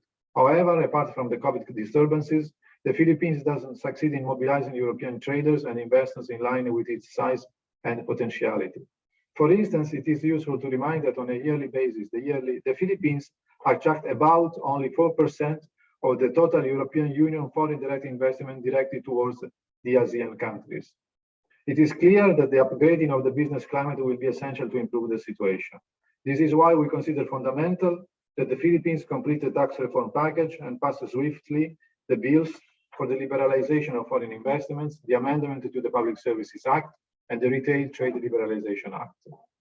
But there are also trade-related mechanisms that the Philippines can utilize to its advantage. Allow me to name a few. First, the Philippines is a member of the World Trade Organization since 1995 and a supporter of the international trading system. The European Union appreciates that the Philippines, in spite of the COVID difficulties, did not impose any new trade barriers and stayed on the track with the WTO principles during the pandemic. This is the best way forward for creating a favorable business climate that continues to attract new investments and favor the harmonious development of mutually beneficial trade relations. Second, the Philippines is now part of the soon-to-be enforced Regional Comprehensive Economic Partnership, the RCEP. Even though the RCEP does not fulfill always a high degree of liberalization in all sectors and certain disciplines that are modestly ambitious, for instance, public procurement or IPR, it still creates in the long term the basis for a formidable integration of the participating economies. The RCEP will be a platform to increase the Philippines' participation in the global value chains while generating new investments and additional employment and become a hub for foreign companies and investors to produce locally and export goods and services towards the other RCEP countries. Third, European Union through the GSP Plus system provides a preferential entry point for Filipino products to the EU market. Every year, about 2 billion euros worth of Filipino products with a strong preference for agricultural products, foodstuff, and fishery enter the European Union duty-free. As you all know, GSP Plus is strictly connected with the principle of sustainability, enshrined in 27 international conventions in the areas of human and labor rights, good governance, and climate change. We are now in the middle of another GSP Plus monitoring cycle, and the Philippines remains engaged in this exercise, an indication of the country's appreciation of the benefit that the trade preference provides to the country. Being the only country in Southeast Asia that enjoys the EU GSP Plus trade preference, this is an opportunity for the Philippines to make more business with Europe. Finally, regional and the region-to-region cooperation needed to play their part in the recovery from COVID-19 and supplementing action at national and global level. The European Union and ASEAN are committed dialogue partners with the shared values and principle of a rule-based international order, effective and sustainable multilateralism, as well as free and fair trade. Together, the European Union and ASEAN represent more than a billion people and almost 25% of global economic power. Taking these elements into account, the EU and ASEAN agreed to elevate their relations to a strategic partnership with a commitment to regular summits at leaders level and enhance economic and security cooperation. The coming 3 years under Philippine coordination will be key in developing the EU-ASEAN strategic partnership. In fact, we will soon start the discussion for a new ASEAN-EU plan of action, which will be the compass for our cooperation in the years 2023 to 2027. 3 priority areas come to mind.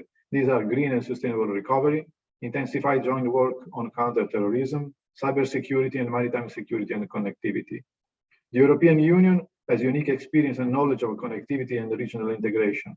Concrete areas for cooperation include digitalization, satellite navigation, and infrastructure, without forgetting soft connectivity and people-to-people contacts. I'm happy to see that there is a big alignment with the priorities of the Philippines as ASEAN country coordinator. I hope I've been able to give you a flavor of the European Union's vision of how we can and we will bounce back together with healthy people and healthy planet. I hope that I was able to convince you that this vision is backed up by concrete action starting at home. Thank you very much for the attention and look forward to your question. Maraming salamat. Thank you, Mr. Cellini. Thank you for the exhaustive overview of the EU's initiatives on sustainability and climate change adaptation. It was also very helpful that you mentioned what laws need to be amended in the Philippines in order to improve our policies. And later we'll be addressing questions from the audience. Thank you. And now to talk about fostering strategic partnerships towards building disaster resilient communities, we have no other than Mr. Rene Butch Maley. Mr. Maley is the president of the Philippine Disaster Resilience Foundation, a private sector disaster management organization that includes many of the major business groups in the country.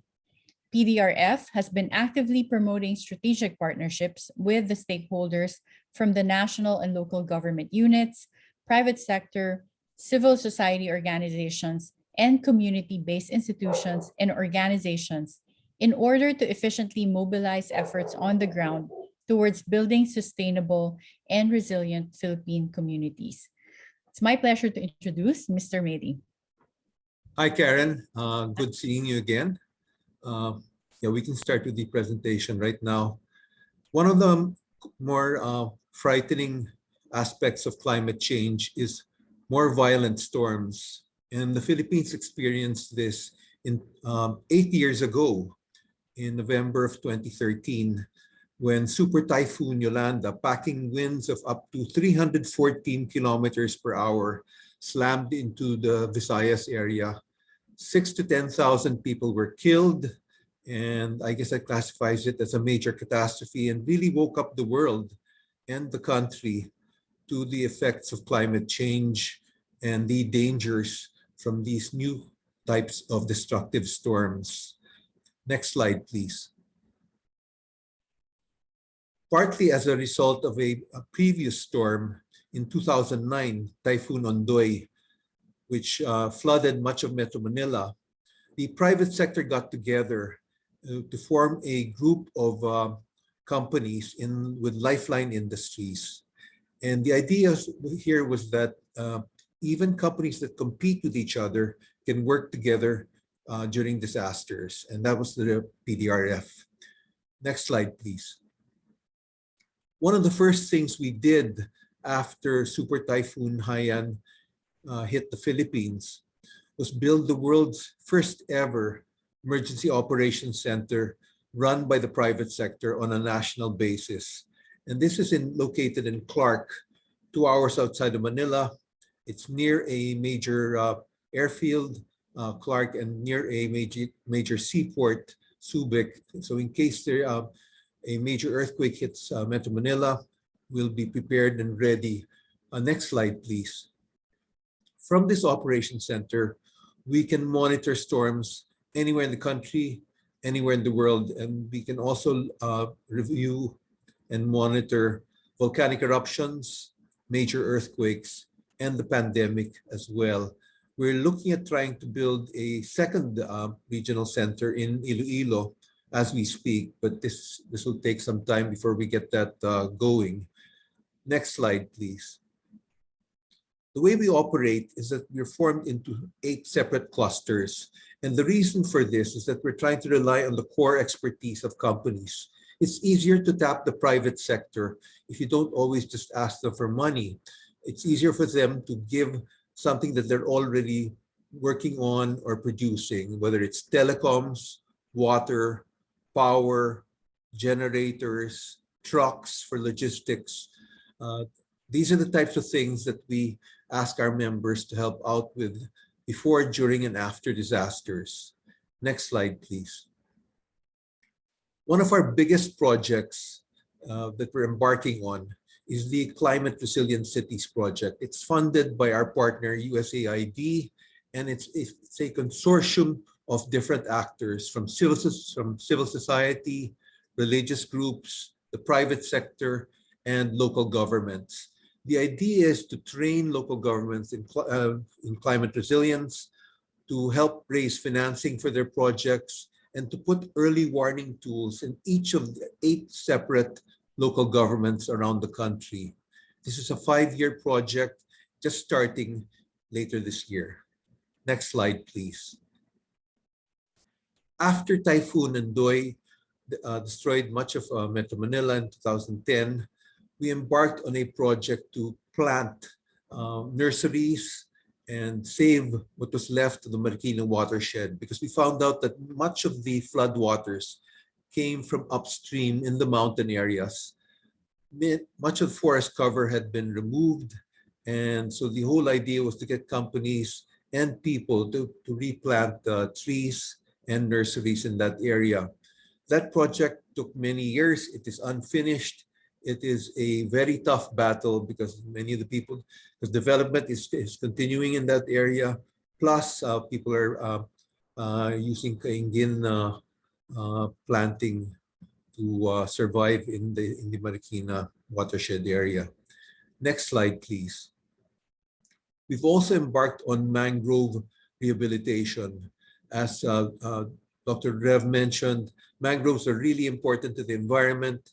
They're also important in protecting coastal cities from storm surges, the type of storm surge that killed so many people in Tacloban.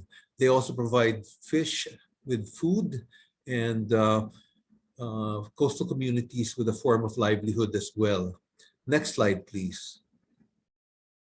We're relying on technology to build the resilience of the country. And one example is our partnership with an Israeli company, Seismic AI, and we've begun to locate up to 4 early warning earthquake devices in the towns of Mabini and Batangas City in the province of Batangas.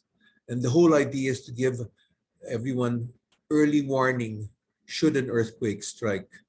Next slide, please. That was Calatagan, by the way, not Batangas. And we're also working with communities in terms of getting information from the ground up. A number of companies are sponsoring these projects. Each community builds a 3D map of their where they live. They tell us where the evacuation routes are, where the dangers are, because they're the people with the most knowledge. Next slide, please. We've also built up to 5 evacuation centers around the country because we believe that certain areas are constantly hit by typhoons or earthquakes or volcanic eruptions. We've built 4 in the Leyte area, in Tacloban and Palod. These are self-contained evacuation centers, solar-powered, with lactation centers for mothers, ramps for the disabled, and these are safe havens for the community to run to. With the help of BPI, we're building a new center outside of Taal in the town of Ibaan in Batangas for communities to run to should Taal continue to erupt. Next slide, please. We've embarked also with the help of several partners, including USAID, Manila Water, and Maynilad, on the Philippine Water Challenge. Here we're focusing on innovation. We've had an age-old water problem. We either have too much water or too little water. And so we're looking for innovative ways to solve these issues, also in terms of sanitation. We've launched a competition. It's open to everyone, and we'll be announcing the results on December 14 of this year. But the idea is to harness the innovative ideas and talents of the Philippines and Filipinos and use that to help solve some of these problems. Next slide, please. We've been working in the Marawi area for a number of years, ever since the 2017 siege there. And our latest project involves these rainwater catchments in different households in the Marawi area. The idea is to provide people, displaced persons there, with a source of water throughout the year. Next slide, please. With the help of the Hilton Foundation, another important partnership, we're helping Catanduanes with planting abaca. We're providing cash incentives to farmers to plant abaca there. Catanduanes was one of the hardest hit provinces after Super Typhoon Rolly hit us in November of last year. And with the help of our different partners, we're hoping to improve the livelihoods of the people who were affected. Next slide, please. Now, we're also active in terms of COVID-19. We started with Project Ugnayan last year, in which we were able to feed 14 million people in the Metro Manila area with the help of Caritas, with the priests and parishioners going house to house, preserving social distancing, giving 1,000 peso grocery gift certificates to everyone. We've also completed Project Kaagapay, in which we provided ventilators to hospitals and PPEs to healthcare workers. With the help of our companies, we've flown nurses from outside Manila to Metro Manila to help in the emergency. We've flown International Red Cross medical teams to contain COVID outbreaks in jails in Zamboanga, Cebu, and Cotabato. And to help revive sari-sari stores, we formed a coalition of different companies to provide 10,000 pesos worth of dried goods to help these store owners reopen their sari-sari stores. Next slide, please. Now, this subject, I think the next speaker can speak on as well.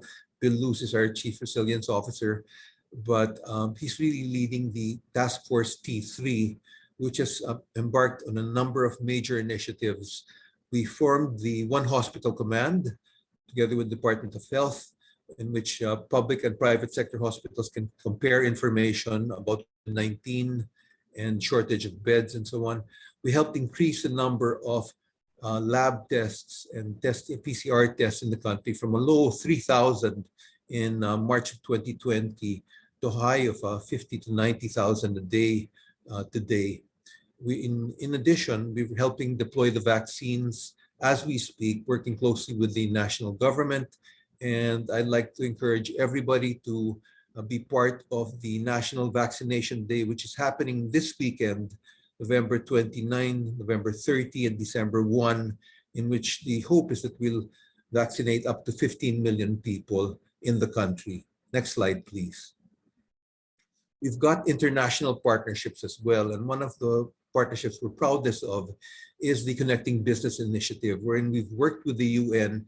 PDRF has been the founding member since 2016. We've helped form 13 private sector associations in different countries around the world, and we get together to help each other and share best practices. So one thing that we've learned from all these different emergencies, including COVID-19, is that we're stronger together And that's my one message to everybody, that if we can work together in the future to help contain the damage from climate change and lower emissions and the other threats to our environment, we'll have a better world and a safer world for all Filipinos. Thank you.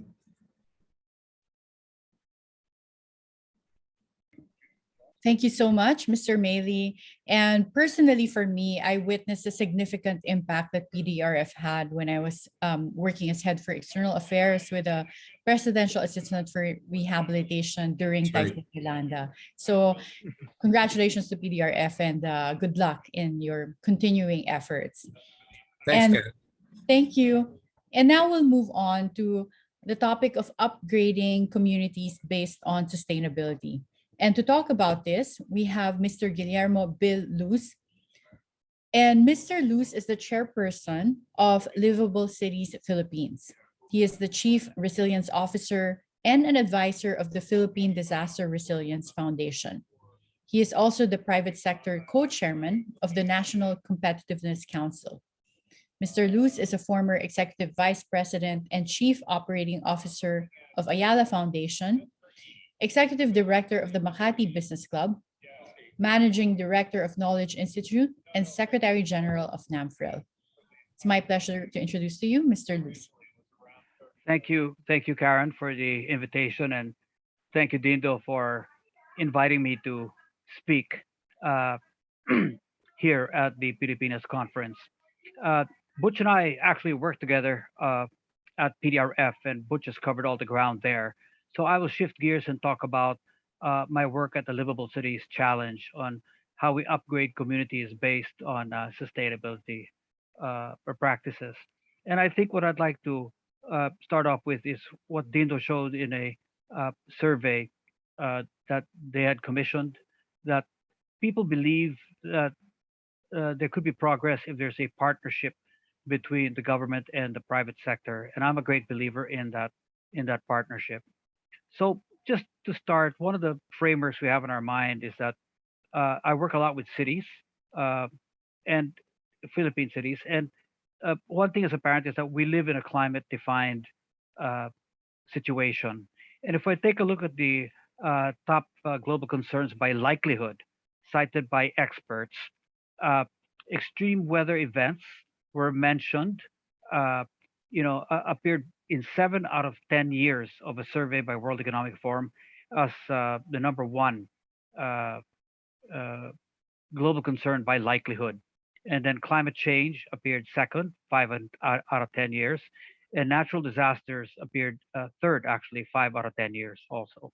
So you can see that among CEOs, global CEOs, these three areas are really top of mind as a concern for the business community and for the economy. In the case of Asia, of course, we've had rapid urbanization across Asia Pacific, across East Asia. Asia is home to more than half of the world's megacities, including Manila. And the world's population is really moving urban, 75% probably urban by 2050 versus only 1/3 in the 50s. And 11 of 20 of the most polluted cities are in Asia, and 15 of 20 cities most exposed to rising sea level change are also in Asia. So urbanization brings with it a lot of benefits, but it also brings with it a lot of, carries a lot of the weight of the on environmental impact. So what we did is we tried to also look at things from the lens of the SDGs, and you can see that an SDG goal 11 is actually focused on sustainable cities and communities. But what experts tell us is that without the participation of local governments, it's really difficult for any country to achieve its own national SDG goals. So in the case of the Livable Cities Challenge, we've worked a lot with cities. Now, we're not experts in how to, create sustainable cities, but our goal has always been to create, to promote livable, sustainable, resilient, and competitive cities. So we rely a lot on experts. And we've created a series called Labs, the Livable Cities Labs, where we bring along experts to talk about certain topics. And this is how we share ideas with mayors and get them to think about what can they do for their own cities. And I'll just give some examples of what we've picked up from various experts in areas like open spaces and green buildings, the circular economy, renewable energy, though we've also touched on other topics such as mobility, infrastructure, public health, education, e-commerce, GovTech, and other topics. But I'll just run through quickly some of the uh, advice and examples given by experts to mayors and to audiences from all over the country, the people who regularly attend our Livable Cities labs. Uh, Sustainability means a lot, of things to many people. So we try to look at different aspects, and one of it has to do with informal settlements and housing. And here we consulted Paulo Alcazarin, the architect and urban planner, and he was telling us about the backlog of 5 to 6 million units nationwide. But also he's talked about how other cities have worked around the problem and the needs for meeting housing in highly urbanized spaces, not necessarily in smaller municipalities. The other thing this also looked at, and this is important in the context of a pandemic, is access to hospitals. Not only availability in terms of number, but also literally the physical access to the hospitals. And you can compare, other cities around Southeast Asia, the healthcare facilities they have relative to their populations versus what we have in Metro Manila. And I think in the context of pandemic and in future cases of public health crises, this is an important part of sustainability in cities. Also, we've taken a look at, just space, the use of space, and do we have open space? This is Manila, and of course, we can see that there is barely any open space here. And if again comparing to other major cities around the world, we have really very little open space compared to other cities relative to the populations that are a megacity like Metro Manila has. Now, open space might seem like a luxury to have, but actually they're important for resilience and important for disaster risk uh, reduction and disaster response. Especially in an earthquake-prone city like Metro Manila, we do need a lot of open spaces uh, for a city like Manila, and clearly we do not. No, even compared to, let's say, Singapore, which is a lot smaller than Metro Manila, they still have a lot more open space than we do. So this is kind of one of the aspects that we've learned.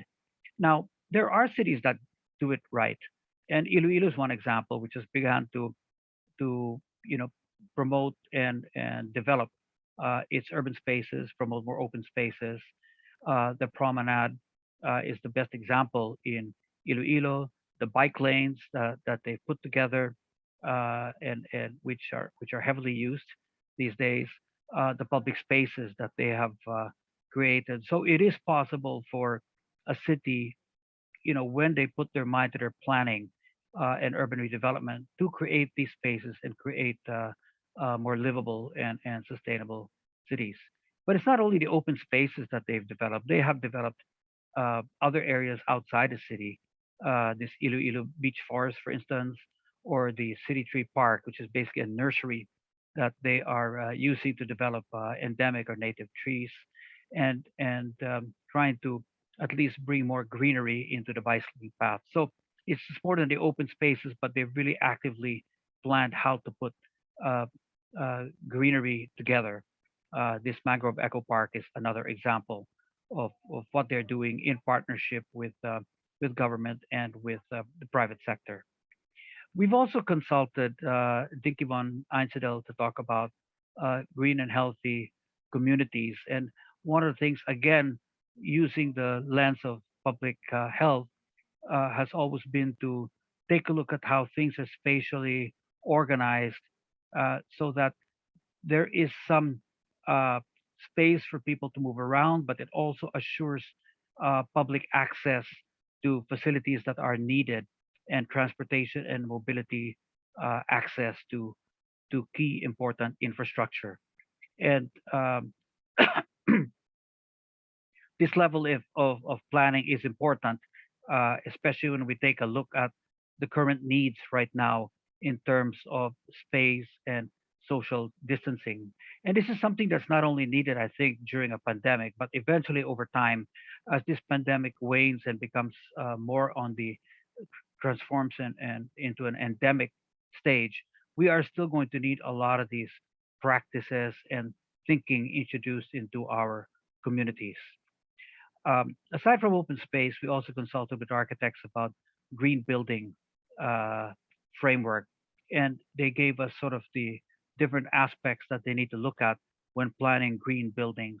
This is a relatively new practice, but growing very quickly in metropolitan areas in the country, mostly in NCR, but spreading out to the other cities. They look at management, the use of land and ecology, energy efficiency and conservation, water, important waste management, and the use of green materials. So this is all part of the framework they use in designing a building and the surrounding community around that building. We could not have been able to do a lot of this thinking if working by ourselves, or if cities work by themselves, or agencies work by themselves. This required a great collaboration between government and the private sector. They also looked at transportation, the indoor environment quality, especially air quality indoors, and then emissions. So this all goes into the framework of creating green buildings.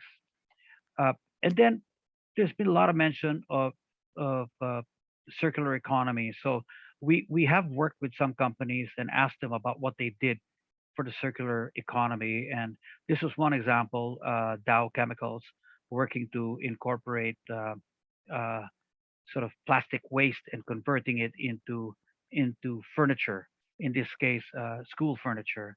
But they've also converted some of it into road surfaces uh, from plastic waste, and they've also created even playground uh, material from recycled rubber shoes and sneakers. So there are many more efforts going on these days to return waste products back into useful products.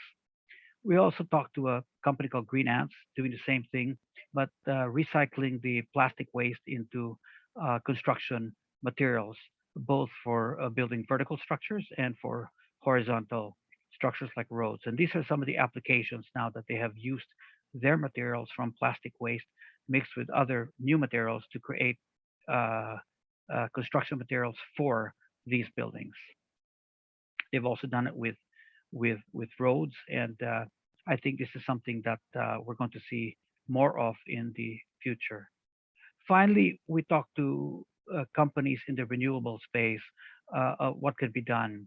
Um, some of them are doing work for rooftop installations in large facilities like schools and malls and large buildings, obviously saving them a lot of their power costs um, by getting them to at least use up their own power and not entirely be dependent on the grid.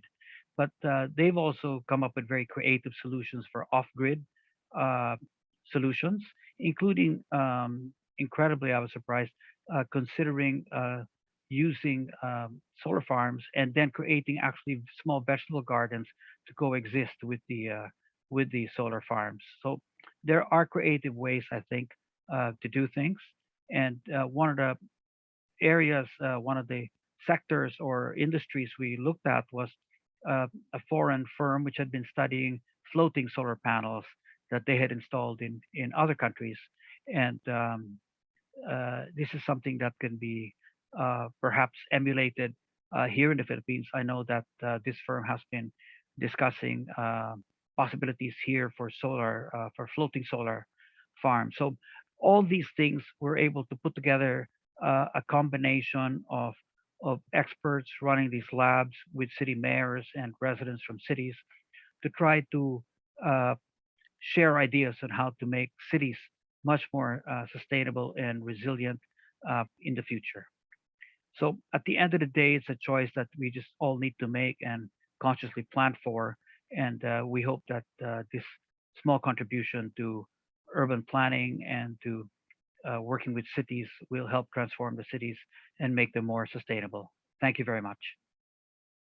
Thank you, Mr. Luz. It was really interesting to see the existing projects that have applied sustainable technologies and circular economies.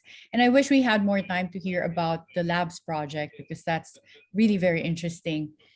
Now we're going to move to the open forum where everyone and all the participants will have an opportunity to ask our speakers from part 1, 2, and 3. And so we have had questions that were sent earlier. And we'll start off with one that's addressed to all the speakers. So first question, and this can be answered by all the speakers. Like the European Union, the Philippines can become a great example of an economy rising towards sustainability. Filipinos are no strangers to the very real effects of climate change and have seen and experienced how weather patterns have become more erratic and more frequent. But what do you think is the topmost challenge that prevents the Philippines from becoming one of the leading economies in sustainability? So this question is addressed to all the speakers. Anyone can unmute themselves and address this question.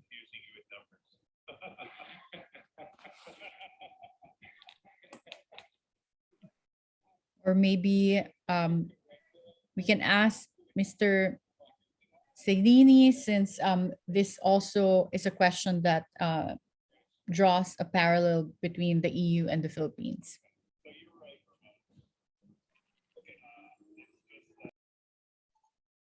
Yes, good morning. Thank you for the question. I think that, I mean, the Philippines is not in a different situation from other countries which have reached the same level of development. I mean, sustainability, of course, is a crucial area. So if we want to look forward to the development of our society from various angles. I mean, from the economic, from the environmental, from the climate change, even from the human rights angle, because of course, in the notion of sustainability, it's not only economic sustainability or financial sustainability, but it's also sustainability of values, sustainability like human rights, for instance, or good governance also are very much at the center of the notion of sustainability in the European Union. And we have this discussion with the authorities in certain areas, for instance, in implementation of the GSP+, which is strictly related and linked to this element. But I think that the Philippines is not particularly difficult situation. I mean, it's a situation which is similar to the other countries which have the same level of development, because of course there are issues which have to be solved first. There is an issue of development, of economic development, of redistribution of the well-being which is generated into the country, and it's important for the country to advance progressively to include this notion of sustainability in its economic development patterns. So it's something which I think is coming up. It's a new notion. It's something which is building up. I mean, I think that the people, the authorities in general, are also, thanks to the discussion that we are having on climate change and environmental protection, are becoming more and more aware of the importance to introduce the notion of sustainability in every country, in the economy of every country, and particularly in a country like the Philippines.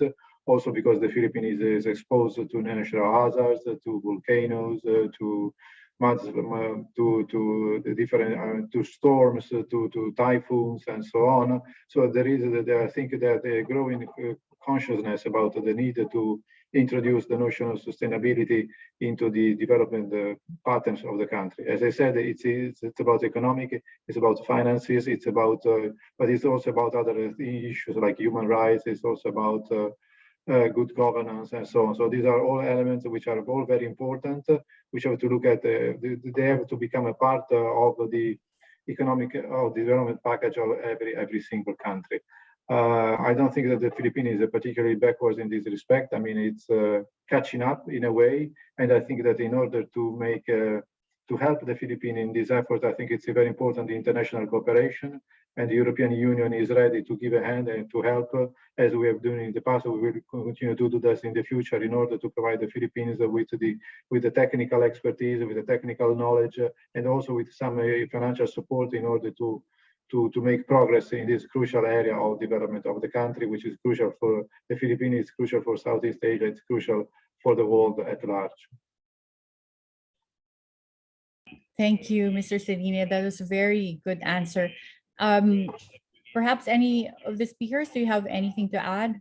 Yes, Karen, can I jump in? Yes, of course. Yeah, three very quick points. We do have a lot of challenges we're facing in the Philippines, as with other developing countries. But this is not a one-way street, because Europe has a lot to learn from the vulnerable countries as well. It is now grappling and facing the fact that adaptation is actually really, really important for Europe, as it is dealing with flooding and a lot of other impacts in Australia and the US as well.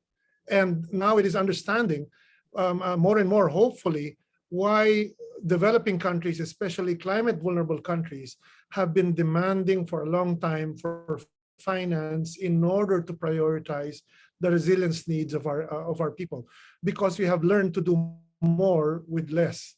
And that's something that countries like Bangladesh, the Philippines, Ethiopia has a lot to share, not just with Europe, but also with China, with the US, and North America, and Japan. That goes two ways, and we can only be better if we work in this dynamic as well. It's not a one-way street. The second, of course, what are our challenges? A large part of the work in the Philippines deals and has to deal with the lack of coherence in our development policies. It is just too fragmented right now. And we're also currently fixated with bean counting greenhouse gas emission reductions. That has to stop, because if we take seriously the whole of government and whole of society approach, we need to prioritize sustainable development as our context and adaptation as our priority. It will flow, of course, arising from that a lot of the work that we do, as I said earlier, will actually create a lot of co-benefits in mitigation and low carbon development. But we need to set our priorities straight, and we need to stop working on silos. They will not help us. Third item, I think, which is one of the most important, but also strategic pivots that we need to make. The way that our policymakers and businesses continue to understand climate change is a fixation on disasters. This is wrong, because even extreme weather events, not just disasters, they represent a small subset of the bigger challenge with climate change. We need to pay more attention to slow onset events, which take place without the drama of calamity, without body counts, without the visual effects that media actually provides, because rising sea levels do not have any of that catastrophe, but they will punish our coastal communities for the long run. Less rainfall here, more rainfall there will not result in massive flooding or extreme drought for decades, but it will bring our agricultural economies to its knees if we do not lengthen our planning horizon. We cannot start planning only on medium-term development plans. We need to look at the longer time horizon, at the least 3 medium-term development plans, 18 years at the minimum, if we are to confront a crisis that is not going to be based on electoral cycles. It's going to be for the long run. So that's my answer, Karen. Thank you, Mr. Constantino. Does anyone else have anything to add to this question? Okay, because the next question is actually very relevant to what Mr. Constantino said about the incoherence in the policies and initiatives. So this question said, there are plenty of initiatives by local stakeholders that help the vulnerable sectors address the impacts of climate change. However, these initiatives are often disjoint to the extent that they have little impact on the national level. How can the Philippines learn from leading economies like the EU in addressing this challenge?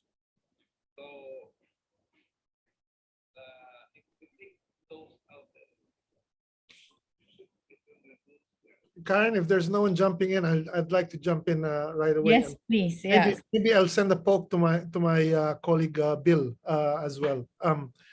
Again, it's not the EU just teaching the Philippines, because I think there's some contexts that are unique to our country. And I would like to point to the fact that while local initiatives are many, they actually do not enjoy consistent, predictable support, because the role of national government is not focused on enabling what is probably one of the most, if not the most significant part of our economy, the small and medium, micro, small and medium enterprises. They need protection and also productivity support. They need to gain access to affordable, reliable, renewable energy services for their businesses in the local area, but also risk transfer mechanism, relevant and fit for purpose insurance, so that they can own, they can do more than just enjoy indemnification type of insurance, but climate sensitive insurance products as well. In terms of new modern climate sensitive insurance mechanism, that's where Europe has a lot to also share. Munich Re, for instance, and a lot of other companies that are in the risk transfer industry. There's a lot of cooperation that can be had there, but we need to be targeted. We cannot generalize this. We need to look at the private sector, not just the multinationals, but the great bulk of MSMEs that represent the great bulk of our employment and GDP as well. I'm pretty sure Bill Luz will have lots to say on this. Okay, Mr. Luz, you have been volunteered to answer this question. Thank you. Yeah, we work a lot with local, with local government units, LGUs, because a lot of things happen on the ground that they have a direct control or management over, and I think that's sort of one plus there working with the LGUs. They can move relatively quickly, though they cannot move in a large scale or over a large broad area. So they have kind of a limited span of control, if you will. But within their areas, they have the capacity to really focus. And I agree with Red that it's so important to focus on the micro, small, and medium scale enterprise, because that's the bulk of the number of establishments, for instance, and of course a large number of workers. And what we found in economic recovery, whether in a disaster or non-disaster situation, is that quick recovery and strength and stability in that sector brings back an economy much faster. So even at PDRF, we invest a lot of time and energy working with micro, small, and medium scale enterprises. And I think you'll see it. It's very apparent in this COVID pandemic situation. Now, having said that, we're going to need, I think, a lot of support, and that support will come from national government, from the private sector, from the domestic private sector, not just the multinationals, of course, and from partnerships with EU and countries, bilateral support, which I see coming in different aspects. So I think the key to success is collaboration. And Red is correct. These problems are very large. They cannot be addressed by individual silos. Everyone is going to be overwhelmed trying to address a problem in their own little silo or bubble. These are very complex problems. They can come up. They can kind of creep up on you more quickly than you expect, but the impact may last longer than you also expect. That's the tricky part with these climate-related events. No, your sense of timing or perspective of timing is always a bit underestimated, I would say, and this requires long-term collaboration. And long-term, Red is correct. We have to get beyond election cycles. We have to think almost generational. I think is the approach to take. So one advantage of working with corporations, especially large corporations, is that their outlook, their time horizons are generally longer than an election cycle. Rightly or wrongly, politicians kind of wed themselves to that cycle. Companies can look a little, not a little, they can look a lot beyond those cycles. So that can make them effective partners when you get them to be your partner and when you get them aligned together in the same mission. Thank you so much, Bill. And speaking of a sector that also looks longer term, much longer in the planning horizon, is civil society. So one of the participants today asked this question: how can civil society or people from the bottom, marginalized society, help in the movement of minimizing climate change due to global warming? A lot of us that belong to this sector are not aware and don't know what and where organizations, or I guess what organizations and what projects to join. We don't know where to start in the first place. Well, maybe let me take a stab at that. Again, it goes back to the whole, my whole thrust on collaboration. You just have to kind of assume you don't know everything there is to know about an issue. And the only way to learn is to reach out to other organizations. Some organizations are really specialists in that area, so reach out to them and learn because they have the experience and the track record. And that's the fastest way, I think, to go. And you see this in virtually every type of social problem you need to address, whether you're talking of education or public health or malnutrition or any big topic like that. You will never get to know everything quickly, so you better look and search. And in the environmental space, there are many groups. You just need to reach out to them and learn as fast as you can, and then be a partner if you can in some of their activities, or get them to be a partner in your activities. Karen, let me just also add that I think there are certain practical things like don't use plastics because they don't they're not biodegradable. Don't throw the trash in the Pasig or in the ocean. And there are simple things like that. If you can bike instead of using a car, I think that all helps because there's so much pollution that comes from the cars. But also we've got a project for 3D mapping in which barangays get together, and it's from the ground up. They build this 3D map of their locations, and then they plan out the routes for evacuation dangers, and that's really from the people who live in the area. So that's one project that people can get involved in. Thanks. Thank you. Karen? Yes, of course. So my take on that, of course, I support what Butch and Bill had said. And so in addition, I would actually say that any citizen who is pondering over this question, and there are many, not just one person, the person who asked this, there are many. The first point that I would suggest is that those people grappling with this question needs to get involved.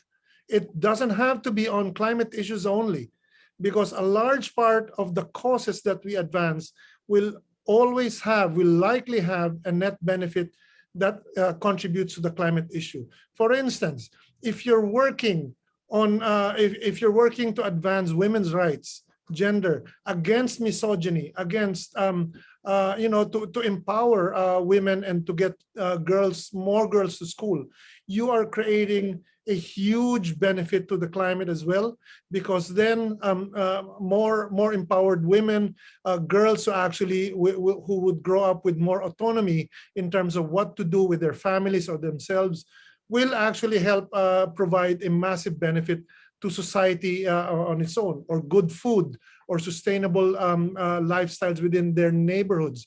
You need to get involved, but also look for other people as well. Second, it's very important to understand that while we all have our own political preferences in terms of who to vote for or which leader is best and so on, the climate does not care about our electoral outcomes, only perhaps if we elect bad leaders.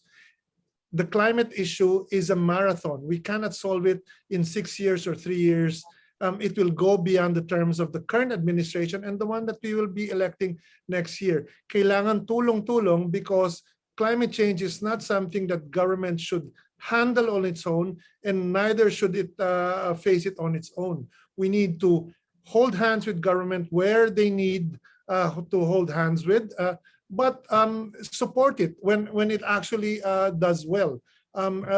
This is only going to be good for everyone in the long term. Lastly, we are talking about policy making and science a lot in this call. We are forgetting as well that the humanities has a massive role to play here, because while science and policy making are essential, fundamental, they're also obviously insufficient. We need more of the humanities to move the politics, to move the science and policy making forward, because we need to create changes faster. Thank you. Thank you. And unfortunately, this is all the time we have for the open forum. I really wish we had more time because there were a lot of questions that were sent through our Q&A. But we'd like to thank all our speakers today, Dr. Mahar Lagmay, Mr. Renato Constantino, Dr. CP David, Yusek Annalisa Te, Mr. Mauricio Cellini, Mr. Butch Maley, and Mr. Bill Luz. Thank you again for joining us today. And now to deliver the closing remarks is the president of Strat-Base ADR Institute, Mr. Victor Dindo Manhit.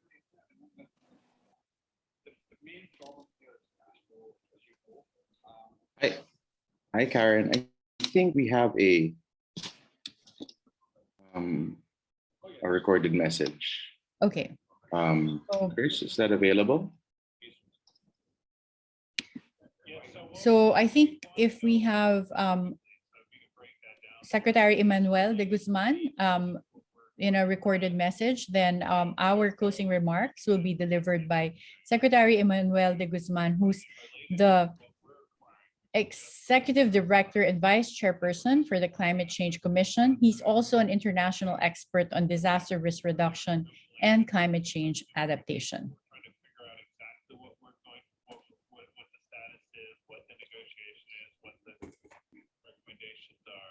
Okay.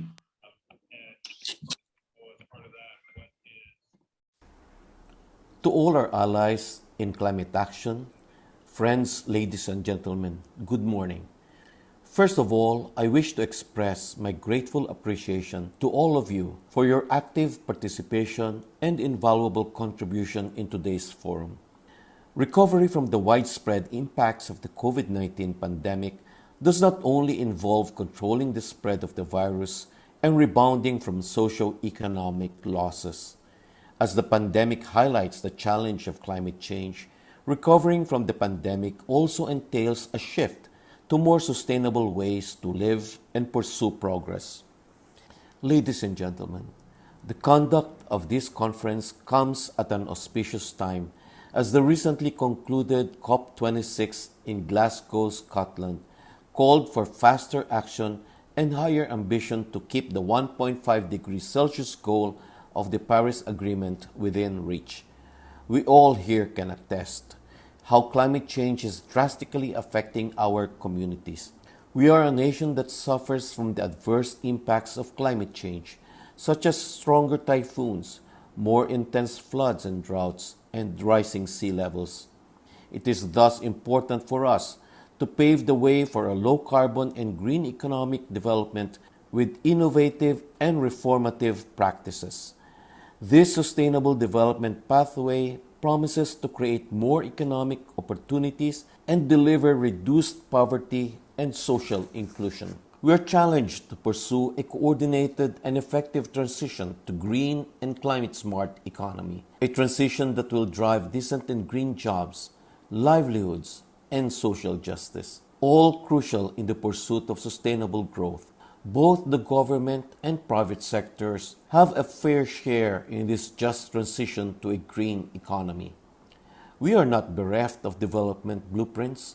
The post-2015 Global Development Frameworks, the Sendai Framework for Disaster Risk Reduction, the 2030 Agenda for Sustainable Development, and the Paris Agreement on Climate Change guide us in setting enabling policies and programs and in paving the way for our transition to low carbon and climate resilient development. The pursuit of green and sustainable recovery is a primary consideration in our policy development and planning processes and is articulated well in our nationally determined contribution. In implementing the NDC, we recognize the critical role of the private business sector in transformative climate actions. It is in this context that we call on our economic sectors to focus investing on green and climate-friendly ventures. To this end, we need to do more and forge even more cooperation, especially on 5 fronts. First, we should together enhance and sustain awareness and understanding through all media platforms and education, and through these forums that are accessible to all stakeholders. Second, we should together promote sustainable urban planning and development in view of the continuing trend of rapid urbanization, increasing urban population density, and unabated rural to urban migration.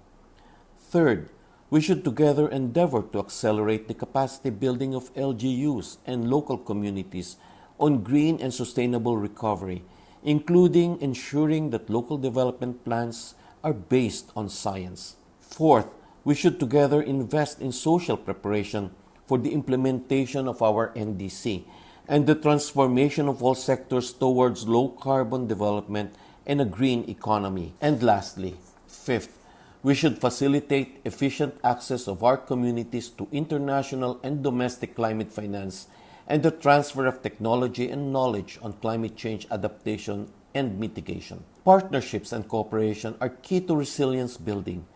We in the national government cannot do the work alone.